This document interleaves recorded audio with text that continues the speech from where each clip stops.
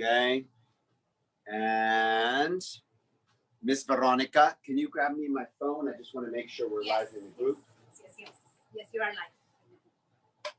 We want to make sure. I always make sure, because you never want to take technology for granted, right? What's the famous quote? Trust but verify. Trust but verify, yes? Okay, here we go.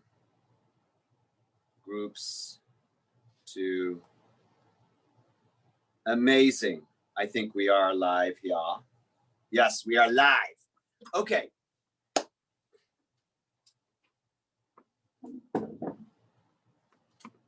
What we're going to be doing today is we are going to be completing the strategies training and eye pattern training. We haven't really learned how to do the strategies. We've learned that essentially, I could actually go through these.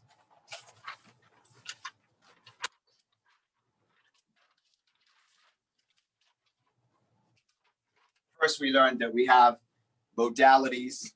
Some people are more visual, auditory, kinesthetic, auditory, digital. Then what we did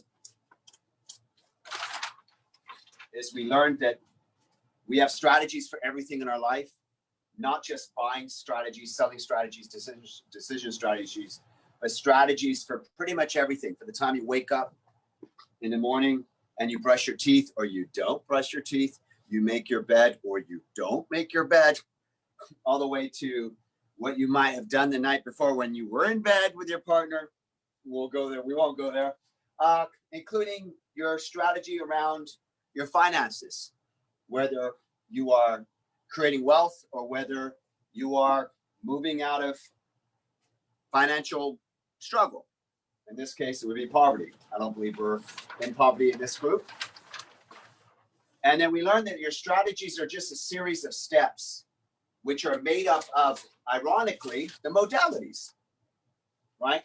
So there's a series of steps comprising of modalities that leads you to an outcome, leads you to a result. My mom's strategy was visual. I buy it. I see what I like.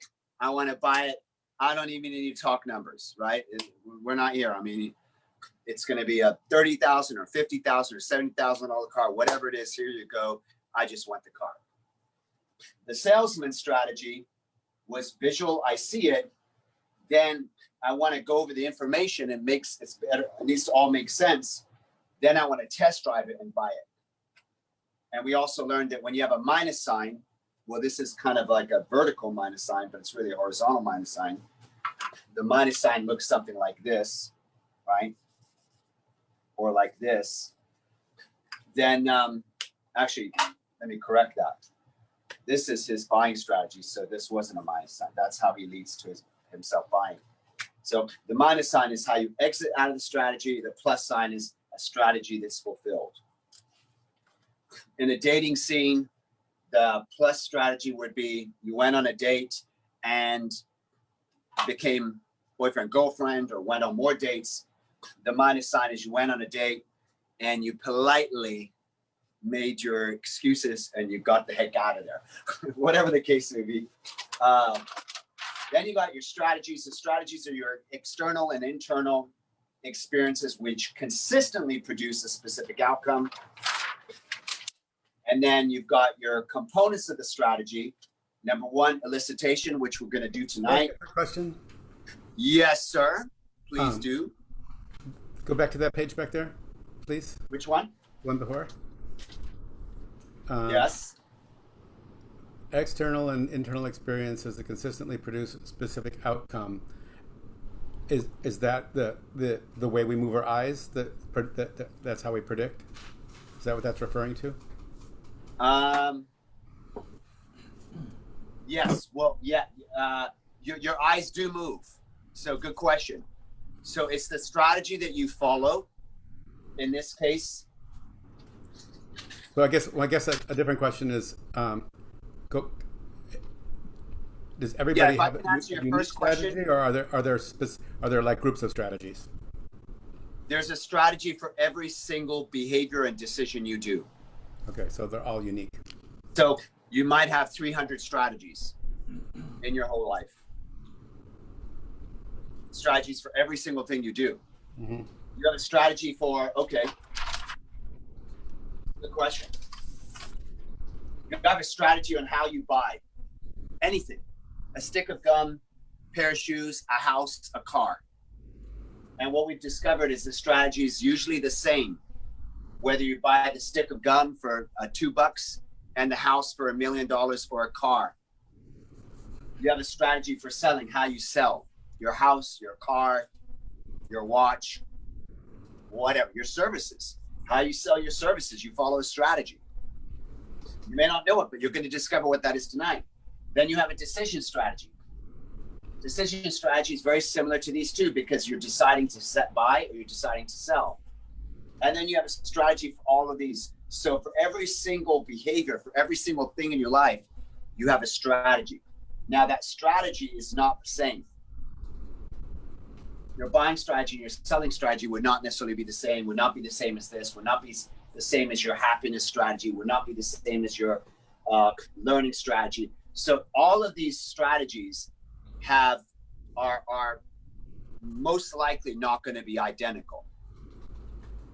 All right. And the reason why we're learning this, and I'm excited to get to the transformation, and we're almost there. This is one of the, not the last pieces, but we've got some more language pieces coming up later on skill set and communication to help you increase your income. Everything follows a strategy. And if you are doing your thing with your customers and your clients, and you're not speaking to their strategy, but you're doing what the sales rep did, which is your own strategy, when they have a different strategy, you're going to lose sales. The only reason why my mom bought the Buick is she wasn't going to go to any other dealership. She's not going to put time. There wasn't any, it was just, I know it, the guy's irritating me, but had it not been my mom, anybody else, they would have walked out. The guy was rubbing her the wrong way, but she was able to just ignore him and then focus on getting what she wanted, which is a car. She wasn't going to go and waste time going in another dealership. I mean, he wasn't rude. I mean, he didn't understand her, but he wasn't, overtly rude. He was just in his own strategy. So you're going to learn the other person's strategy so that you can communicate to that and you can achieve this specific outcome consistently. Who would like to increase your closing ratio in your business? Who would like to get a lot more yeses? Who would like to get a lot bigger yeses? Who would like to get a lot more yeses often, right? And what I love about this is Elmer's learned some of this stuff, but the way we're teaching all this stuff now, we're teaching it much deeper, much more precise, because we just have the time to do it. And then also we're recording this for you. So we want to make sure that when you go back, it's a complete knowledge. So first thing you're gonna do is you're gonna elicit the client strategy. Then you're going to utilize it. That's the sales part. That's the influence part. Even someone like Jennifer, who's teaching people how to sing, she may know what is the proper strategy to use to sing. She may elicit their strategy and see how they're approaching it unconsciously is incorrect. So she will learn how to help them change their strategy and install a new strategy so that they sing a lot better. Just like learning. One of the great ways to learn learning strategies when you're learning something is actually to look up so if you're looking at me, it would be visual remembered. So looking up to your right, as you're looking at me, I'm looking up to your right this way. So going up and learning something in visual remembered, right? Then going down and saying it back to yourself in auditory, digital, which is processing, and then getting a feel for it, then asking yourself, what do you feel? That is actually a very healthy, successful learning strategy, which is visual remembered, auditory digital, and kinesthetic. Because whenever you go and take a test, you actually have the information stored in visual remembered. You can actually say to yourself when you're taking the test, did what I just learned make sense? Because if it doesn't make sense, you pulled out of the strategy. That tells you that something was off. And then right before you go to the next question, you can go to your kinesthetic and say, does my unconscious mind feel right about what I just wrote on my test? Is my gut telling me I did right? So who takes tests? Real estate tests, mortgage tests, broker's tests, right? So you spend all this time, studying this stuff, and we're not even following a proper strategy for retaining information. What strategies teaches you is how you can improve your learning curve. So you got that. So you want to elicit the strategy because you want to utilize it and you want to speak their language. You want to speak into their model of the world, their representation. And when you do that, you will make lots and lots and lots of money. You'll get a lot of yeses and you'll make lots of money. All right. We also realize that the strategies come in phases. There's the motivation strategy phase. You could actually write down strategy because it's a strategy. You've got the decision phase, which is actually the decision strategy. You could write down strategy here. And then you have the reassurance phase, which is also another strategy. So you could write down reassurance strategy. And what we're doing is we're focusing on the middle piece, the decision strategy. Now, one thing I wanted to share with you is that I want to ask you for your mature consideration. When you are not in the dealership, you're not inside a dealership, you're looking cars on the freeway and you're going, oh, I love that new Audi. Which phase are you in? You're not in the dealership, you're on the freeway, and you're seeing this gorgeous car and you're going, oh, I should get that car. Excited about that car. That car is super sexy. Which phase are you in? Correct. You are in the motivation phase. If you're saying something's nice, but you're not in the dealership making the decision now, you're in the motivation phase. And what we've learned is you can be there for up to 6 months. That's why we're saying the Pareto Principle. Let's not focus on clients that are getting motivated in the next 6 months. Put those on a drip campaign, absolutely. Nurture them. However, you want to focus on clients that are at a moment of decision. Who's excited to be working with people that are ready to decide today? But guess what happens? The novice salesperson, the novice influencer doesn't know this information. So they put all their time into nurturing this and not realizing it's a zebra. It's not a horse. This is your horse. That's the horse. This is the zebra.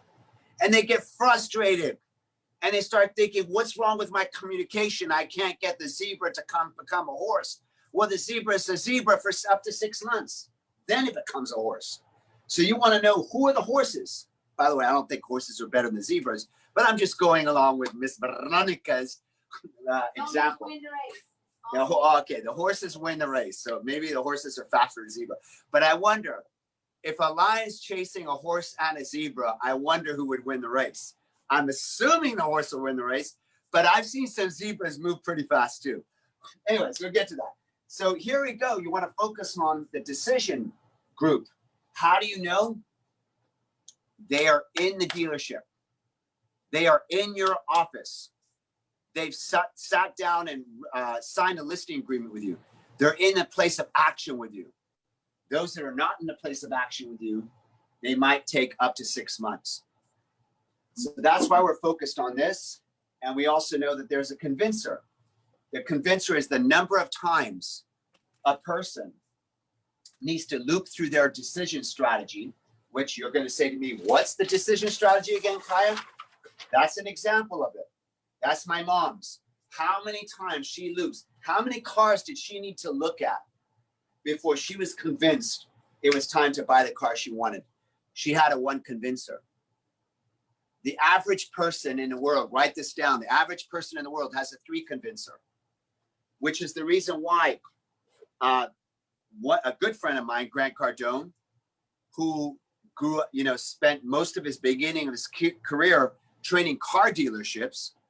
The reason why he says always show them three cars, high one, medium, low one, because he's piggybacking on the fact that the average convincer out there is three, but he's making a mistake by assuming everybody's a three convincer.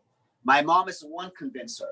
If he shows three options to my mom and doesn't give her exactly what she wants the very first time, she's going to walk out. Let me, by a show of hands, who is someone in here that knows exactly what you want and you want what you want, and if someone doesn't give you what you want the very first time, you're out? Who? That we already know it exists. Half of this freaking group, half of the group.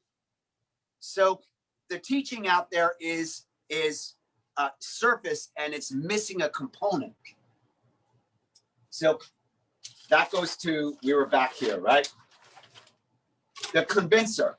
Now, if the person has a three convincer, even though you know they're only going to buy one car or one proposal, even though you know exactly what they need and it's one proposal, you better give them three options. Can I tell you a secret? The second and third option doesn't even have to meet their criteria. I'm whispering to you, and I'm giving you a secret that I'm going to get into a little bit later. When I say you give them three options, I don't mean three options that they want. Don't mean three options that meet their criteria. Meaning, if they have a three convincer, even if you give them exactly what they want the first time, let's assume this person has a three convincer. We'll go with three here. You could show that person exactly what they want the first time, and it's exactly what they want. Guess what they're going to do? They're not going to buy it.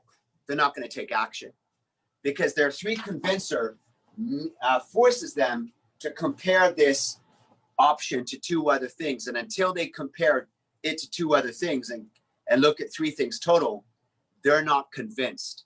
They're not complete. Who's ever heard someone say to you, I'm not complete, when they're speaking to you? I'm not complete. I haven't finished what I said. They're not complete. When they're not complete, they won't take action. They won't buy. So that's the convincer. And then finally, the reassurance strategy is the final piece where they become reassured. So let me ask you another question, similar to the first question. If you're looking in the newspaper and you're browsing options in the newspaper, things to cars to buy, which phase are you in?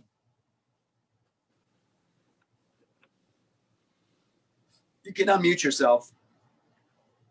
Which phase are you in? 1 or 2. You're not in 2. You're in 1, right? If you're looking at an ad on television and you're not in the dealership, you're not sitting down with an agent, which phase are you in? If you're watching TV and you see an ad on TV and you're all excited about that car, which phase are you in? Motivation. 1. 1. If you're online doing research about all the cars and all the watches and all the shoes and all the houses, which phase are you in? Motivation. Exactly. That's what I wanted to drive home. How do you know when someone is actually decided? That's the question. How do you know? What has to happen? And I know I'm repeating myself, but I just want to make sure we're all clear. What has to happen for you to know that someone is actually in the decision phase, ready to take action?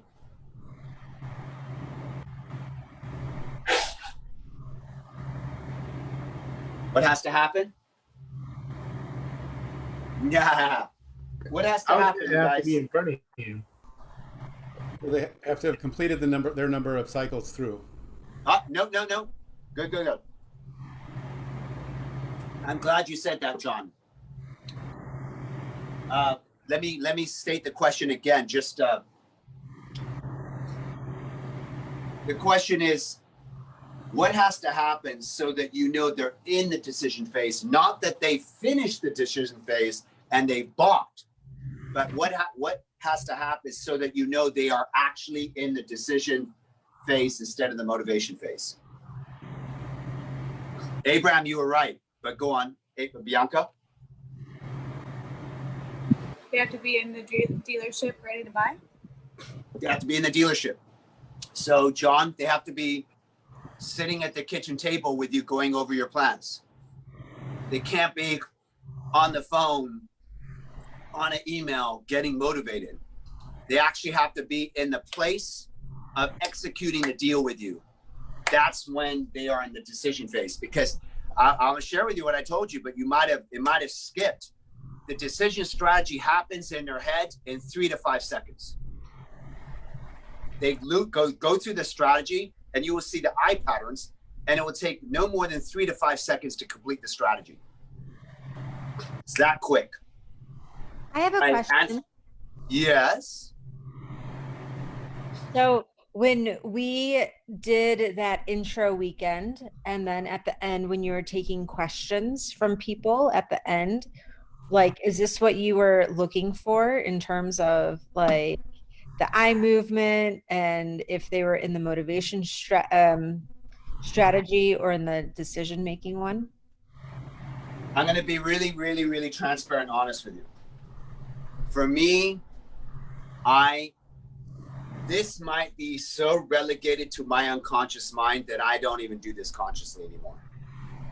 When I am looking at people, like we just had a conversation today with a gentleman who, he's a psychologist, he's a therapist, he's an incredible man, and he has some challenges, some blocks. Graduate of Landmark, he's done a lot of work, and he has some challenges and blocks with different things. And my come from is just different. I have more of a spiritual come from these days than using specific skill sets or strategies. I find that these are relegated to my unconscious mind. I'm aware of these without even thinking about them. I'm actually just trying to meet the person's needs. So when I'm on there, I'm not really looking at eye patterns. I'm really looking more to serve. However, for many people, I truly believe we all get to learn this. We all get to learn this and come from the heart. I will say this, though. There was a speech given. It's an uncomfortable subject, but why not? Let's just go there. Epstein, what's the guy's first name? Something Epstein. I think. Jeffrey. The child stuff going on in the world. Jeffrey. First name? What's his first name? Jeffrey. Jeffrey Epstein. So someone said something to me, and I'm like, no, that's not possible. That's just not. Like, who in this day and age would actually have an island with little kids that, it's just, not only it's disgusting and it's disgrace, but it's stupid. But what's wrong with me that I think that that's a stretch, because we know there's human trafficking. So there's much worse stuff going on in the world today, which is the reason why we're here. We're here to transform that. Anyhow, there was a woman who was saying stuff that he did this and he did that. And she kept going to visual construct. So this is when I use it. When someone is giving a deposition, I'm innocent or he's guilty, and I did this or she did this, they're claiming something in a court of law, and they're telling you what happened, and they're going to visual construct, and then they go to their eyes drop to kinesthetic when they get emotional, and the kinesthetic when they get emotional is real emotion, and it's consistent with visual construct. It's a red flag for me. The times I use this is when someone's life is on the line and someone's claiming they're telling the truth, and then I look at the eye patterns for that. But in the sales context, I haven't felt a need to rely on this as much as just loving a person, being patient with them, and guiding them to the decision that's best for them. I also saw a video with Bill Gates on vaccinations. And let me tell you, dude looks incredibly incongruent, unbelievably incongruent. I'd love to share it with you in this class. We're in our other breakthrough mastery class. We're going into a concept called quantum linguistics. It's a very advanced topic that you will get to at some point. And I'm going to be sharing that video with him with them, because, you know, clearly there's an agenda. There's definitely an agenda going on in the world. And I truly don't believe that we are supposed to be chemically dependent as human beings. By show of hands, who believes that we're supposed to be chemically dependent? Meaning human beings are supposed to be on chemicals for the rest of their life to survive. It's preposterous. But That's your way of trillions, asking if we believe in Luis is like, no, here, no, not me. Right? And they're talking about people have huge reactions to it, and they're trying to rush this thing. It's just ridiculous. Anyhow, so I'll look at a politician, or I'll look at a billionaire that's trying to do something, and I'll question it, and I'll look at their eye movements. And always, the eyes do not lie. Eyes don't lie. So reassurance strategy. Who asked the question, and did I answer it? I want to make sure. I asked and you did. Okay, thank you, Annette.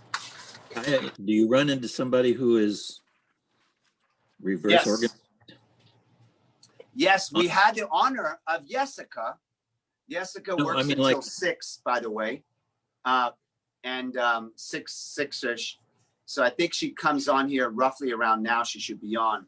So we actually did the eye patterns with Bianca, and she's normally organized.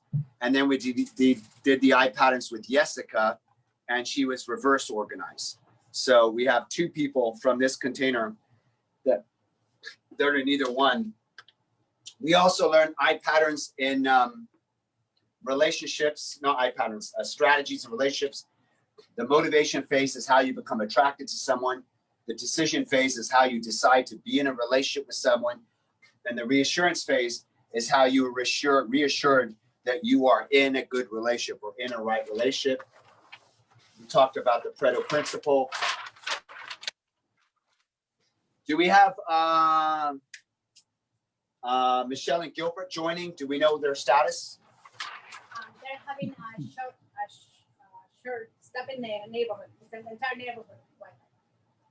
Oh, they're having a Wi-Fi issue? Yeah, the whole neighborhood. Okay, whole neighborhood. Okay, got it. Kaya, I was thinking more of when you're watching somebody on TV that you don't know.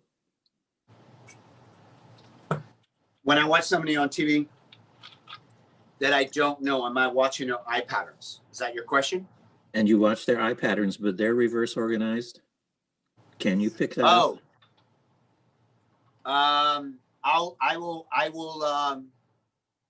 Yeah, so I will study it, and I will find you a billionaire, someone that all of us would know. It doesn't have to be just someone famous who's reverse organized.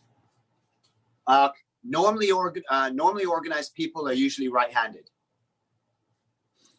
So normally organized usually is in tandem with being right-handed. Okay, thank you. Just put it out there too. This is advanced teaching. I'm not really supposed to tell you this now, but I'll tell you now anyway. When we get to the timeline therapy piece and we heal the past, people are relying on different sides of their brain and blocking other sides based on perhaps traumatic events in their past. Trauma can be small, medium, large. And so when people do timeline therapy and heal the past, they remove blocks. And sometimes a person that's normally reverse organized goes to being normally organized, or someone that's normally organized goes to being reverse organized after they've done timeline therapy, which is, I think you guys can handle all this other level of info, so I'll just give it to you right now anyway. Series of modalities. So we learned that a strategy is 3 to 4 steps, no more than 5. And sometimes when a person's got a long sequence of 8, 9, 10, 15 things, it's not that they have a strategy that's 15 things. It's that they have one strategy, but they're looping. So visual, visual, AAD, visual, visual, AAD. So sometimes they're actually looping because they're going through their convincer. So it may seem like they're doing a lot of steps, but their strategy is still only 3 to 4 steps on average. They're just looping because they have a convincer that's more than 1 or 2. We also learned that when you find out what their strategy is, that you want to feed the right predicates. So I might say, I would like to sit down and imagine together, you know, a proposal that as you think of the last time you bought the house and you were really happy with your purchase, this deal here will make total sense to you and you'll feel great about it. So I will start using these words.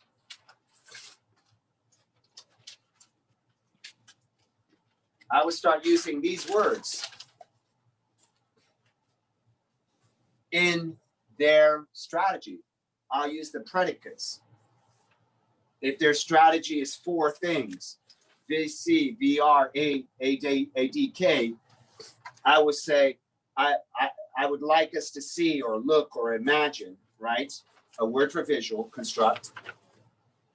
A proposal that as you remember buying your house and how you showed up that day and you looked at that really great deal, it made total sense, AD, right? Logic made total sense.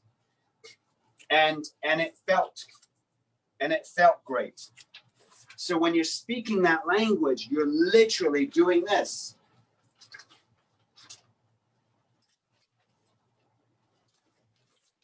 You're literally doing this. You're utilizing the strategy.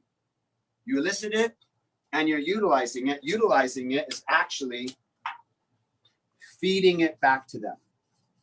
Feeding it back to them. So I love this recap. Then we got into the eye patterns. And with the eye patterns, we've got the constructs here and the kinesthetic. We've got the visual, the remembered here on the AD. This is as you look at them. We remember that there are certain exceptions, whether it's trauma, the look to talk rule, the don't look to talk rule, or sometimes how they defocus.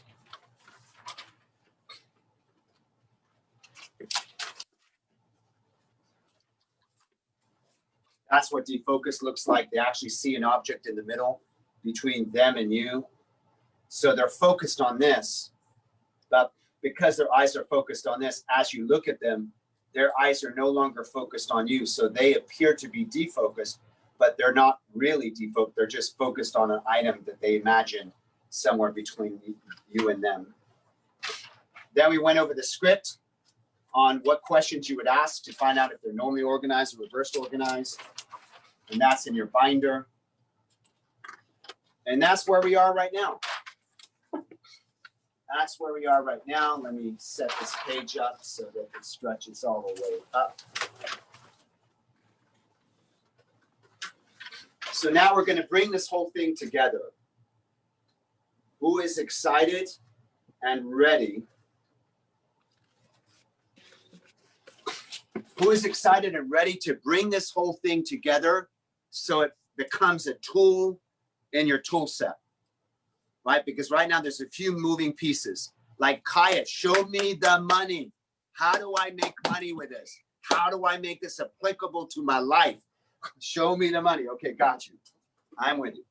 So there are moments where I'm going to be teaching this as we're going through the training. I'm going to be teaching you stuff, and you're going to be like, and how am I supposed to make money with this? Like, and what's the point of us learning this? What? I got you. I got you. We'll go through that. And then at the end of it, when you get the tools, then I'll show you how you translate this to close deals and making money or whatever your goal is. Okay. Wunderbar, as the Germans would say. Wunderbar.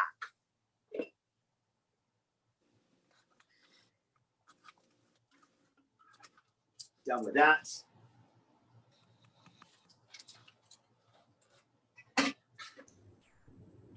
All right. Who hasn't done the eye patterns yet? I just want to make sure. Who hasn't had an opportunity to elicit their eye patterns to see if they're normally organized or reversed organized? Ernesto, John, Luis, Stephanie. Okay, we're going to do an exercise right now. Ready? I want you to elicit each one of their eye patterns real quick. Okay, so we can go top right. I've got John, then I've got Luis, then I got Ernesto and Stephanie. So those of you, get your scripts out. The homework after you learn eye patterns today is I want you to elicit eye patterns on 20 people. Remember, it should only take, yeah, Stephanie's like, and how am I going to make money with that? If you elicit the eye patterns of 20 people, you will be making a lot of money. Does that make sense? Because you're literally going to speak into their listening, which is going to land for them, and they're going to say yes to you and buy from you. So I'm going to spotlight John, and I want you guys as a team to work together. You can ask questions. You can take turns if you want. I want you to determine, is John normally organized or reversed organized? Then let's go to Luis. Then let's go to Ernesto, and let's go to Stephanie. And let's make it a 10-minute exercise. Okay? 10-minute exercise right now at 7:21. Let's go to 7:31. And when we come back from that exercise, you will let us know what your postulation is on each one of them. And then I will share with you what are the scripts, how to actually take this and turn it into getting yeses from your clients and making money. All right, everybody clear on what's about to happen? What So page it's are the gonna be- questions on? Say it again, What John. page are the questions on? The binder, Miss Veronica, can you give me the crack binder? Yes. The purple binder. Crack. Must be on the table, maybe. I think it's page. I'm thinking it's page. Thank you, go. Page 23, 24. Page 24 and 25 is the questions. Wait. You're going to ask them to take their glasses off. You're going to ask them to go really close to the camera so you can see their eyeballs. You're going to ask them to look straight ahead. Like, you don't want to do eye patterns like this.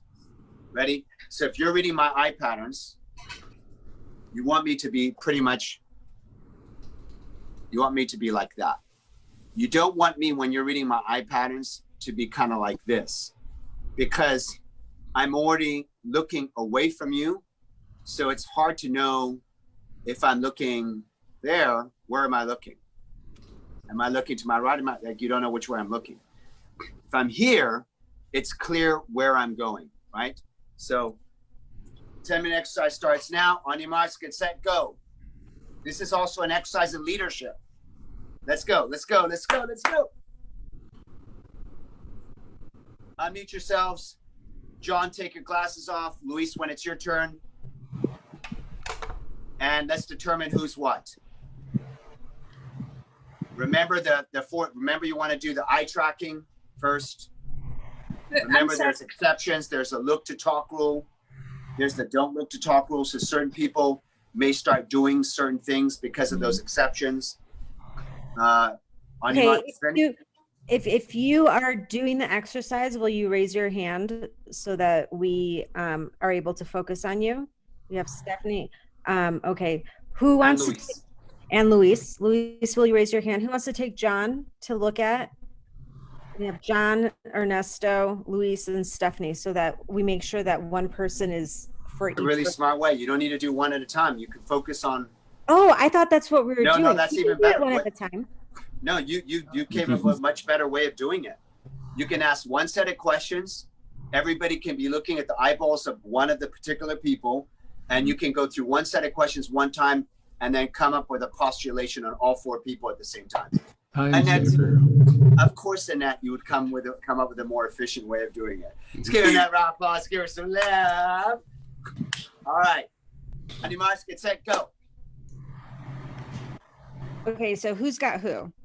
I'll look at John. AV. So we have John, Luis, Stephanie, and Ernesto. Ernesto. I will look at Ernesto. I'll do Ernesto. The Luis. Luis, you need to take off your glasses.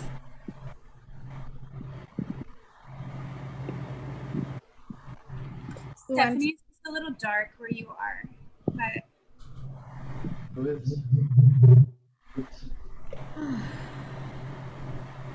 steal Ernesto's light from him. Mhm.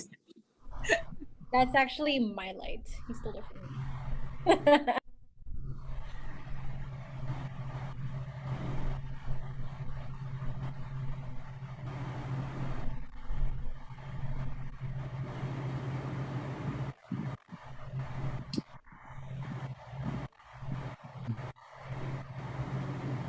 Okay, so Oh, you want to take it away, Annette? I don't have the questions in front of me. Okay, so Hot chili peppers. Take it away. Take it away. Take it away now. Take it away. Take it away. Take it away now. we start with the circle. So then Yeah. we can I just track go clockwise, however you feel comfortable, but you're going to go with your eyes. You're going to look all the way up, and you're going to make a circle with your eye. You're going to go slowly all the way down, all the way Which back, side? up to the top. Okay? Does it matter which side? It does not Doesn't matter which side, but let's go clockwise. Just go slowly. Yeah, you can go. Mhm. Ready? Wait, Then you can start with your fingers and you can follow. If it makes it easy, you can follow your 2 fingers. Go slow, slower, John. who else is doing Ernesto? oh, me. Okay. I can't get his picture enlarged, so it's very difficult for me to see what he's doing. Did you If do you it? want, I can spotlight. Should we spotlight each person? But then you only one person. I'm not on my computer tonight. Oh, okay. Well, Richard, then just, I guess everybody just help out as much as you can. That's okay. Did you all do the circle? Did you guys feel any weirdness in any part of the circle where you felt like kind of tension or anything? I wasn't looking at everybody, but I was only looking at John. Maybe a little to my lower right. That's your kinesthetic. Hmm.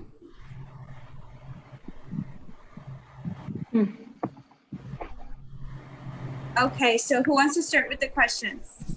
Or if you want, I'll just ask the first one and then whoever else asks the one after me. And then just stay focused on your person and take notes, right? Okay, ready, you guys? Don't answer with your words. Just think of the answer in your head, okay? Mm-hmm. What was the color of the room you grew up in? Think about the answer. What was the color of the room? By the way, you all have permission to not look directly in the camera when you answer the question. Look at Luis. Wow. Let's see.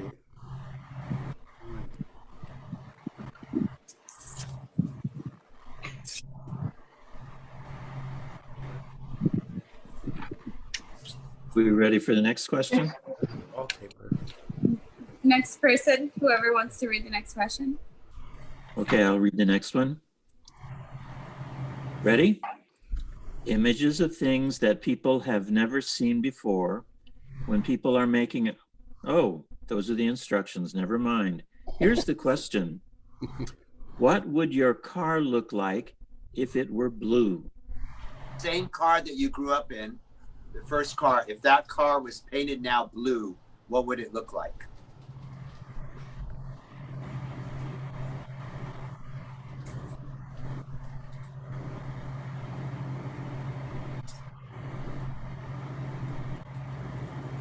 That same car you grew up in, the first car you ever owned or whatever car was, if we were to paint it pink with white stripes, what would it have looked like on the outside?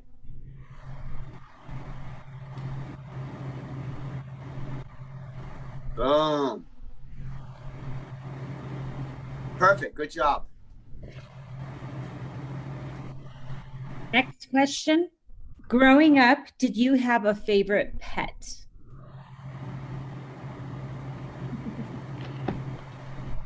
I can't hide. And then the next question, that's really the purpose of that question. Oh. The next question. Oh.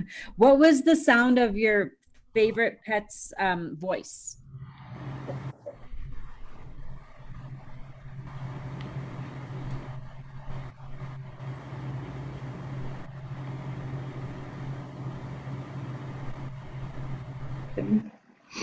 So weird. Luis, remember, you don't have to look at us when we're talking to you, right?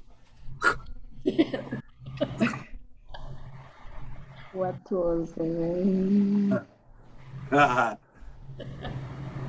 right, who's next? Go on next. We can go a little faster.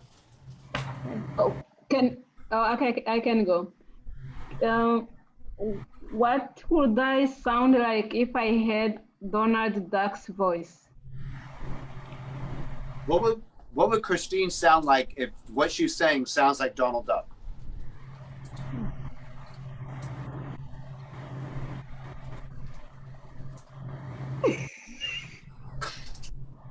All right, next one. Can you recite the Pledge of Allegiance to yourself? And if you don't know the Pledge of Allegiance, you can say your 7 times table in your head. 7 times 1 is 7. 7 times 2 is 14. Or you can do the 13 times table. 13 times 1 is 1, is 13. 13 times 2 is 26. 13 times 3 is 39. 13 times 2 is 2. Is there a poem from grade school that you remember? Not a musical poem, just a poem. It can't be something that's sung. Something that's just something that's read. Not something with rhythm, but something just with words.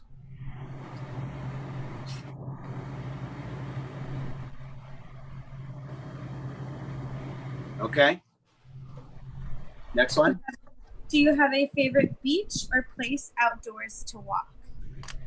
Boom. What does it feel like to walk without shoes there?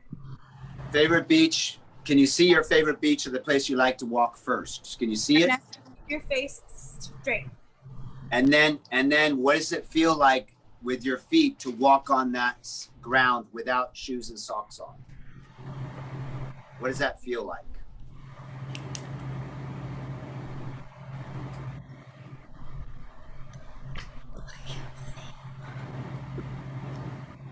And Luis, you don't have to look at us. I think Luis might have learned at a young age that you better look at me when I'm talking to you. I think John is reversed. And I think Stephanie's normal. And Ernesto, I'm sorry, I don't know what you are. I think Ernesto's normal. Okay, so what's our postulations? Go for it. Well, Let's go with John first. Who is looking at John? Okay, so you think John is reversed? I think so, only because he looked quite a bit on the construct side. Not only that, did you notice that when we went to change the color of the car, he went on all the way at the other side? So I would agree with that. John, I believe, is reversed organized. Although I didn't look at all of the cues with him because I was looking at everybody, but from the beginning part for sure. Who is looking at Luis? I was.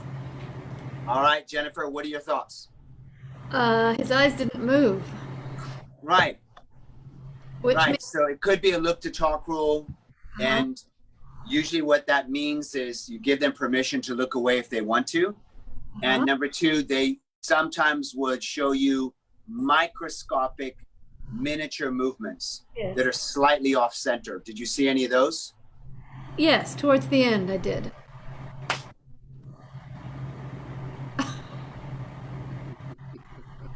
Did you get him? Almost get that thing. Okay, go on. All right. All right, who's next? Let's go to Ernesto next. I think he was. Who was watching Ernesto? Annette, what are your thoughts? I think it's normal. Normal, okay. And then Stephanie.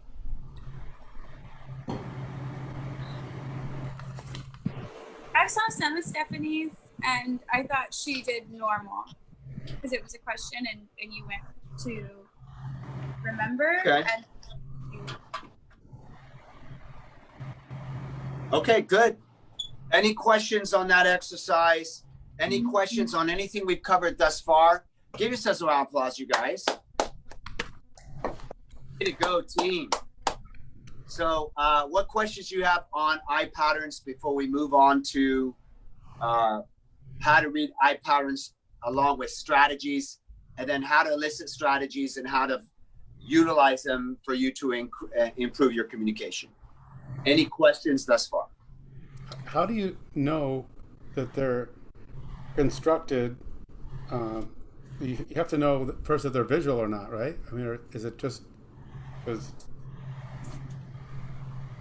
I guess I haven't read the clues, so I guess the clues are giving a visual clue, and it's how I respond to a visual clue. Is that right? That tells. You're talking about how do you know whether it's recalled or constructed, I guess. Or no, regular or reverse.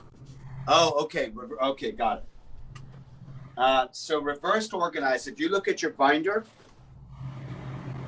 to page 23, yeah. The top sheet, this is normally organized. Mm-hmm. It's as you see as the top sheet. Anytime they remember something, a picture or a sound, they look up and to the right, recall. Anytime they are imagining something or creating something like the car with a pink exterior with white stripes, or my voice sounding like Donald Duck, and they have to actually construct it, would be on their left side as you look at them. Kinesthetic down here, AD there. That's the normally organized. The reversed organized is the reverse, where, as you see at the bottom of page 23, the constructs would be actually on that side, the reverse would be on this side, the AD would be on this side, K would be on that side. All three of these would be on that side, and all three of those would actually be on this side. That's the reversed organized. And what we're saying is we've never found a single person that's a mix of both. So everybody on the planet is either normally organized, like you see here, and they're usually right-handed if they're normally organized, or they're reversed organized. So once you know which one they are, you now know whether they're telling you the truth or lying, or more importantly, what they're doing in their head, such that in the context of sales or your business, you can actually feed them predicates.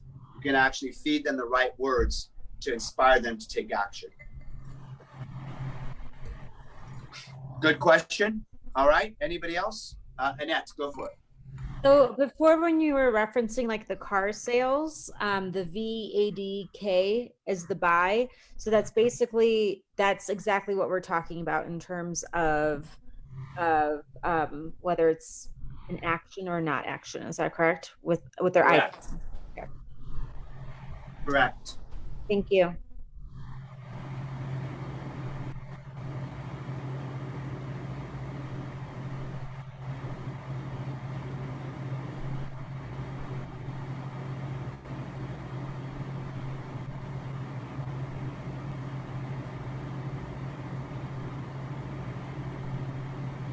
It's all the way back here. Yeah. So they either come out of it as a plus and it's a fulfilled strategy and they take action, they buy. Let me zoom in here. So they either go through the strategy and fulfill the strategy, which ends up with a plus sign, and they take the action of buying, or they exit. They end up with a minus, not a plus, but a minus. I'm going to put a minus in the red. They end up with a minus and they exit. They may exit permanently, meaning they leave the dealership, or they may loop and come right back around because they're trying to fulfill their convincer. That will become a little bit more clear as I continue. Anybody else, any other questions thus far? That way no one's kind of playing catch up, and as we're going to learn more, confusion just can add, right? So any other questions? There are no stupid questions. By the way, there is only one stupid question. Who wants to know what that stupid? Luis already knows this. What's the one stupid question? There is one stupid question. What time is Exactly, class Bianca. over? Exactly. The question you didn't ask me. That's the stupid question. That's the stupid question. All right. I'm speaking to the wall over there. You should ask me more questions, wall. Okay. All right. Let's get juicy. Who's ready to get juicy? Nah. Okay. How do I make money with this? How do I translate this to results? Who's excited about results? Who doesn't want just knowledge for the sake of knowledge? Who wants knowledge that delivers results? Who likes knowledge even without results? I just like knowledge because I like knowledge too. I got love for you too. We got love for everybody. It's a lot of love in the club, you know? It's a lot of love in this club. Okay. Now, here we go.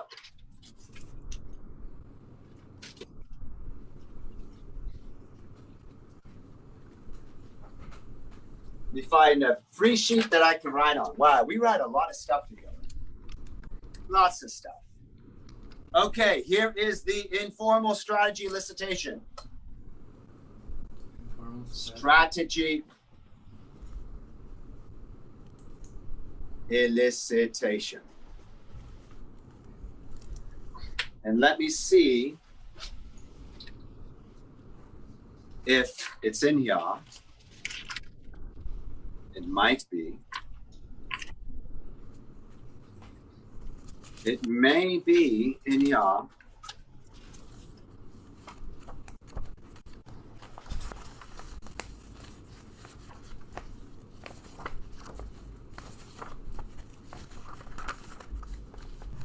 Page 66.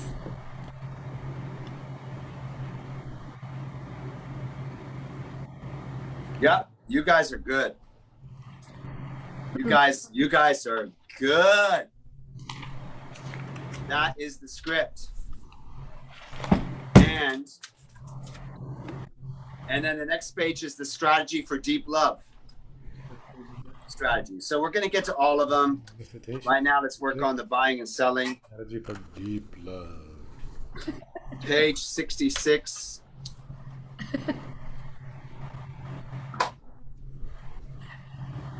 We'll listen to deep love strategy so that you could be deeply, deeply, deeply, deeply in love with yourself.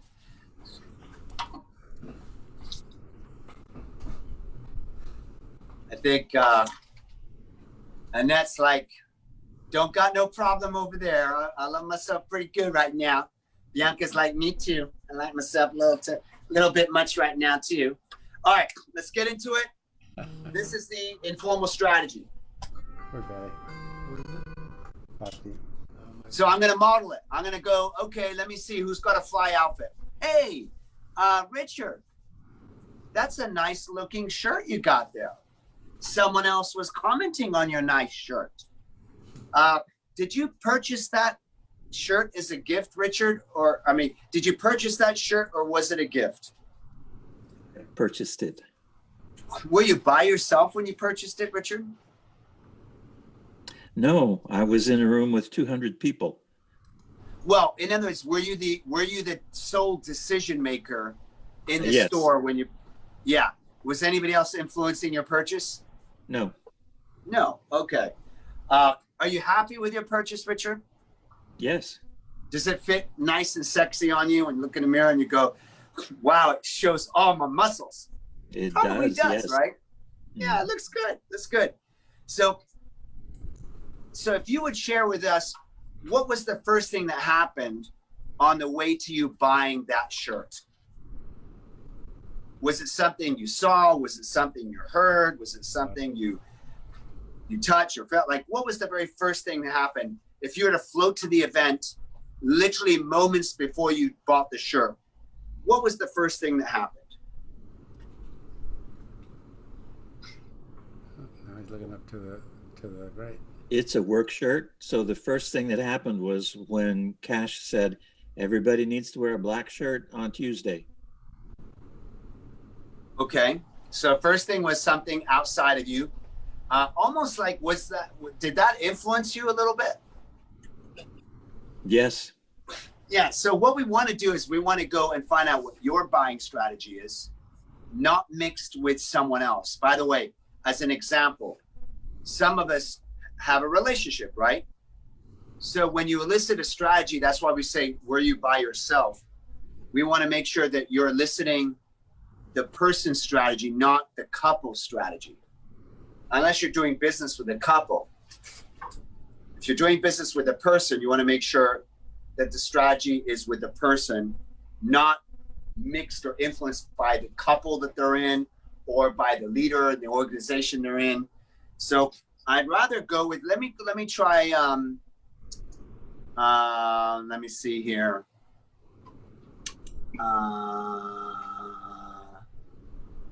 Annette, that is a very nice looking blouse. I think it's a thank blouse. you. So did you buy that or was it a gift? I purchased it. Were you alone when you purchased it? I think so. Yes. Yes. Perfect. And if you weren't, just say yes. No, just kidding. All right. So you were alone. Okay. Are you happy with the purchase? I am happy with the purchase. All right. Can you remember the time when you bought that blouse, that top? Mm-hmm. Can you remember the specific moment when you bought it? No. Was it a long time ago? It was like a year or two ago. I can tell you why I bought it. Yeah, we're not interested in why just yet. Did you buy it online? Did you buy it in a store? I think I bought it in the store. You can't remember the event of being in the store, what store, and buying it? No, I probably, Okay. Yeah. Okay. I have to check. Jennifer, that's a very nice looking little necklace you got there. Can't really see it that close, but it looks very precious. Gorgeous necklace. I'm curious, did you buy that for yourself or was it a gift? Oh, sorry, Jennifer, you're on mute. I purchased it at an auction. Yay. And were you alone when you purchased it? No, I was with 200 people. In other words, by saying alone, meaning were you making a purchase with a bunch of people at the same time, or were you, like, you might be in a room with hundreds of people, but still be alone when you're making the purchase, or were you? I was alone. Okay, perfect. Are you happy with the purchase? Very. Very awesome. Well, we're going to elicit Jennifer's very happy strategy for purchasing. Okay. So my question, Jennifer, I'm gonna spotlight you a little bit here.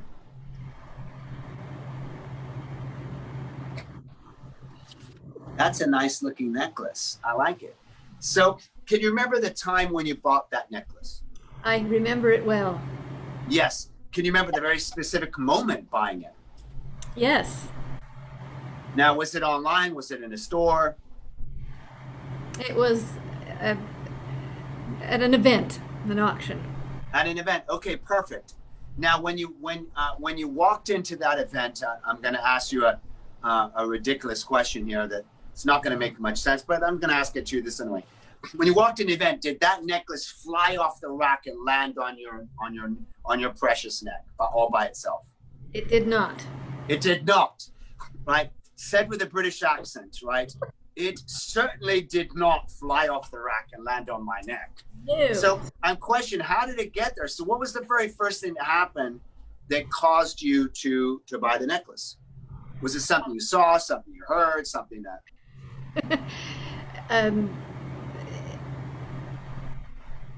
It was a very attractive package. of stuff. It was what? It was an attractive package of things. Okay, so how did you recognize an attractive package of things? Through what sense? Something you saw, something you heard? I like the color.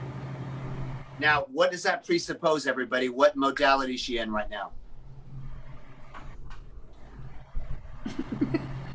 Participation, people. What modality is she in? Visual. She's in visual, right? All right, and she's now getting the whole rest of the package. She's bringing the rest of the package to us. She's back. All right, she's back. So visual. Okay, great. Then what happened, Jennifer?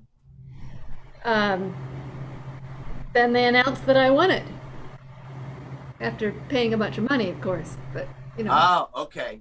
So was it kind of like an auction? Yes, a charity auction. Charity auction. Okay. So you saw it. And Yeah. what's the next thing that happened before you bought it? Before you put the money into it and bought it?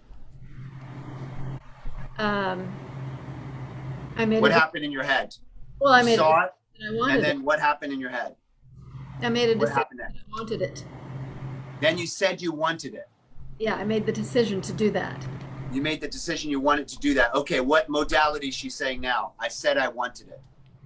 I made the decision to do it. Decision. Wait. He's deciding to decide. AD. She said she wanted it. That's AD, self-talk. But notice what's happening right now. I'm hesitating, writing it down, because I just want to make sure before I write it down that there's not anything else. So I could write AD, but I just want to check. So my question to you, Jennifer, you saw it, right? And then prior to making the decision to buy it, was there anything else that happened prior to your decision to buy it? Like, might you have touched it? Might you have talked to someone about it? Might you have heard something? Or was it just you saw it and then you made the decision to buy it and you bought it? I saw it, I made the decision to buy it, and I bought it. Okay, so VAD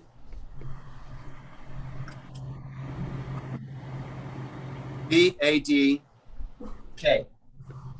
I mean VAD buy.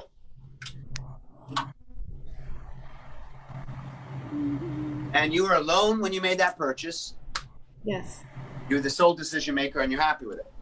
Okay, great. So far we've got a postulation that Jennifer is visual, auditory, digital buy. So let me ask you about your beautiful shirt, which matches the beautiful, is that turquoise necklace?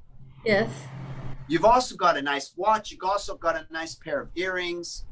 How about the watch? Did you buy the watch yourself or was that a gift? It was a gift.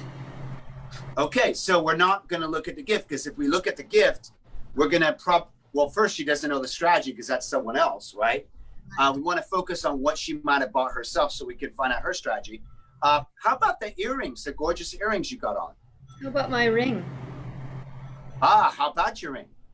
How about that rock? Yes. There's a story here. Okay, we love this story. So let me ask you on the ring, did you buy it yourself or was it a gift? Well, it was originally a gift, but I lost it. It was my wedding ring from my husband, and I lost it in the hot tub and found it, and then I lost it again and never found it, and so I decided I was going to have it reproduced. So I made a big decision to go and have it reproduced. Fortunately, I had a picture of it. Okay, perfect. We may get to the ring, but because it has an interesting back and forth story on it, and it's was originally a gift, it could possibly have a mixed strategy. We'll get to the ring in a moment. Let me ask you about the earrings. Did you buy those yourself or was that a gift? I think I bought them myself. Okay, and were you alone when you purchased them, do you think? I was. Okay, perfect. And are you happy with your purchase? Yes. I'm certainly sure you are, right? Yeah. By the way, a question that I didn't ask her, which we could ask her, is permission. By the way, Jennifer, I'm sure retroactively, is it okay that I ask you some questions They may seem a little off the wall, Yes. but they may help me better serve you. Yes. So that's the question you might ask your client. I have a couple questions for you. They may seem a little off the wall, but they may help me better serve you. Okay, so the earrings. Can you remember the time when you bought the earrings? Yes. Can you remember the specific time? No. Can you remember the specific moment when you bought them? Yes. Okay, perfect. As you was it online or in the store? In a store. In a store. When you walked in the store, shall I say it again?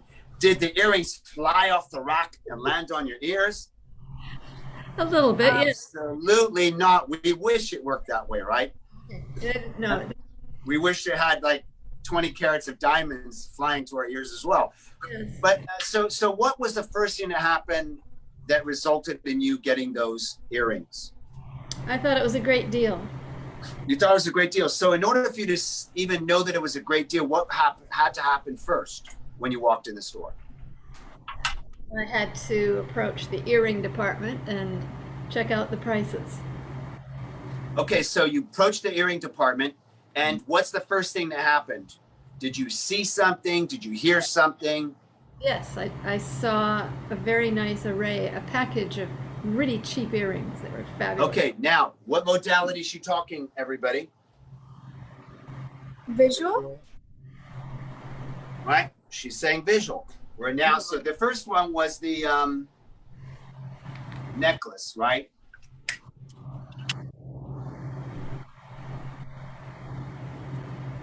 This one is the necklace. And this is the earrings.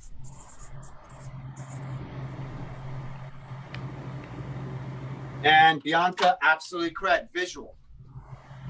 Now let's go back to visual, right? So now let's go back to Jennifer. What was the next thing that happened after you saw the beautiful array of earrings? I picked them up and took them to the checkout. So basically you saw the one that you wanted, right? Yes, I did. And then you did say something interesting. You said it was a really good deal, and then you bought it. Correct. Now, a really good deal, everybody. What is the modality of a really good deal? Is it AD? It's AD. Then she said she did what? She took action. Then she said she took action, which means she what? I made a decision. She bought it. Got it. Same exact strategy twice, two different items.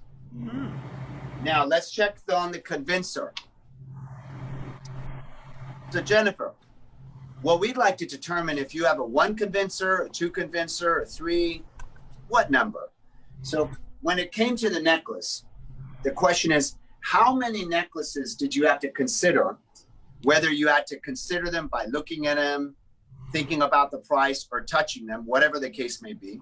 Well, in your case, there's really not much touching happening. It's more looking and analyzing if it's a good, looking at it first, and then assessing the decision of buying it.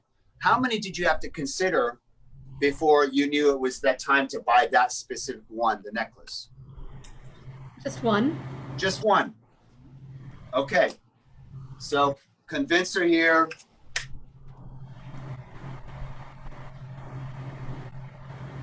Convincer was 1. Now with the earrings, how many times, Jennifer, with earrings, how many earrings did you have to consider before you knew it was time to buy that one?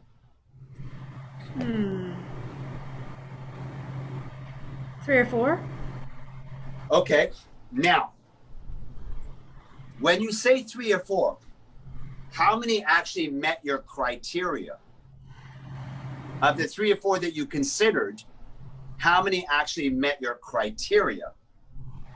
Meaning it looked the way you wanted it to look, and it was the kind of good deal that you wanted it to be. Just one. Just one. So I'm going to present this for your intellectual thinking, everybody in the group. What is her convincer on the earrings? One. One.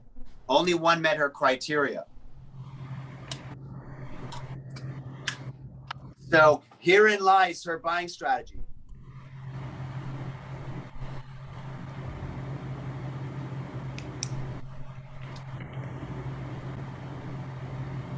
Same exact strategy.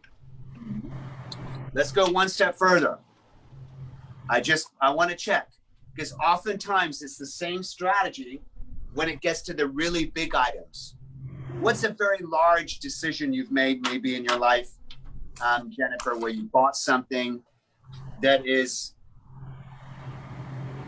a lot more money, like a big ticket item, a house, a car, something? Yes, page 66.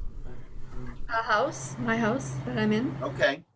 Now, when you bought your house, the house you're referring to, did you buy it yourself, or was it a joint decision? It was really my decision. Okay. I noticed that you said totally. John, you're on. What are you doing? Yeah, I got it. Thank you, Jennifer. It may have been solely your decision, and that's true. And just it might have been 99% your decision. It might still be a slightly mixed scenario. Is there anything like a car or something that you bought that maybe you bought? How long have you been married, Jennifer? 44 years. Yeah, so unless we're going to remember 45 to 50 years ago, my question is there anything you bought in your 44 years that is a high ticket item that you bought totally by yourself? Yeah, my car. Your car. Okay, perfect. And which car are we referring to? Not that it matters. Just it's a red Lexus. The red Lexus. Look at that. Who can imagine Jennifer in a very speedy, hot, sexy red Lexus? Yes, of course. Okay, so Jennifer, you're in the nice red Lexus. Well, you're not in it yet. The question is, can you remember the time when you bought it? Yes. Can you remember the specific time? Pretty much, yeah. Online or in the dealership? Dealership. I mean, in the dealership. When you walked in the dealership, did the red Lexus just literally, did you find yourself transported inside the red Lexus, or what was the first thing that happened on the way to you getting the red Lexus?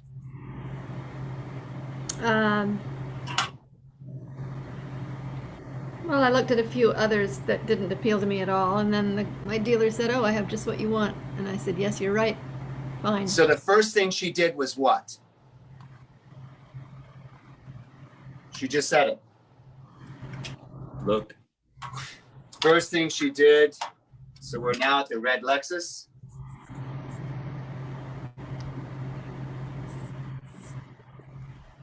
First thing she did was she looked, and we could ask her, but it seemed like she almost exited, not exited the dealership, but almost exited her strategy, because if you listen to her words, she said, "I didn't see anything I liked," but then the dealer came up and said, "I think I have what you're looking for." What modality is think I have what you're looking for? Visual. So we're still at the visual. We're right here. Okay, Jennifer, then what happened? What happened next? Then I noticed that it looked like it was totally new, and I thought it was terrific, so I bought it. Boom. Okay, hold on. You're doing amazing. I'm just trying to keep up with you. Technology takes me a while. So she looked at it and she thought it looked amazing. Which modality is she in? Visual. I know I'm going basic. I'm making this so simple because I want you to be able to go out there and not think this is complicated, but see how simple it is. Okay, and then what happened next? You saw it, you liked it. What happened next? I wrote a check and drove it home. Now, between seeing it and liking it, what happened in your head before you wrote the check?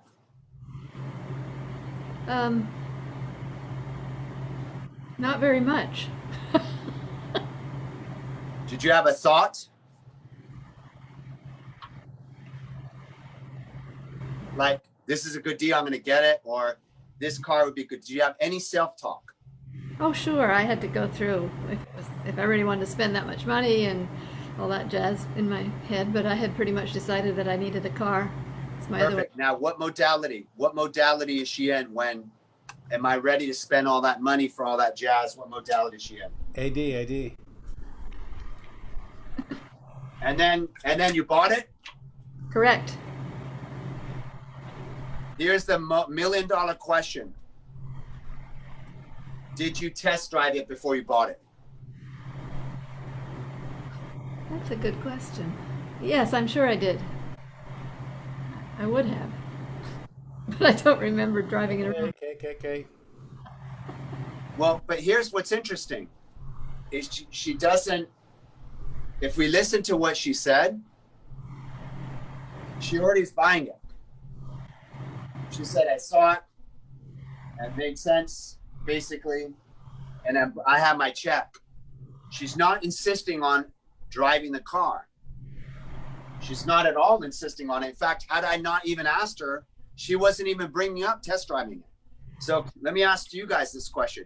Who absolutely would never buy even a brand new car unless you test drove it? Well, Now, okay. Now, who might buy a brand new car and buy it without test driving it? Right? So, Jennifer, in all the cars that you've ever bought brand new in the past, obviously a used car, we're probably going to test drive it because we want to make sure it works. Has it always been necessary for you to test drive the brand new car? yes. Okay. Yeah. Okay. So there may be some K in here. I'm going to put it in here. And even though it's in here, it didn't seem very important up and through the conversation of buying it until I asked about it.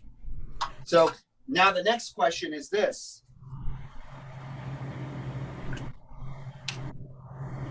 Jennifer, how many cars did you have to consider before you knew it was the one that you were going to buy?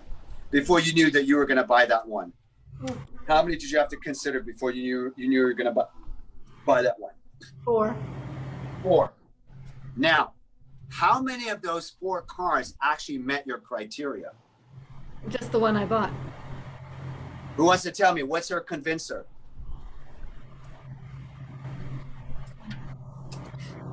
What's her convincer? 1. Now, who wants to explain to me why, if she looked at 4 cars, why she still has a 1 convincer? I think Well, because her check. go ahead. Sorry. I think, Abe, I heard you speaking first. Just go for it. What I think what the difference is, if it was the same type of car, then it was the one car she liked. That was it. It was just a matter of going and talking to herself about it, so she could buy it.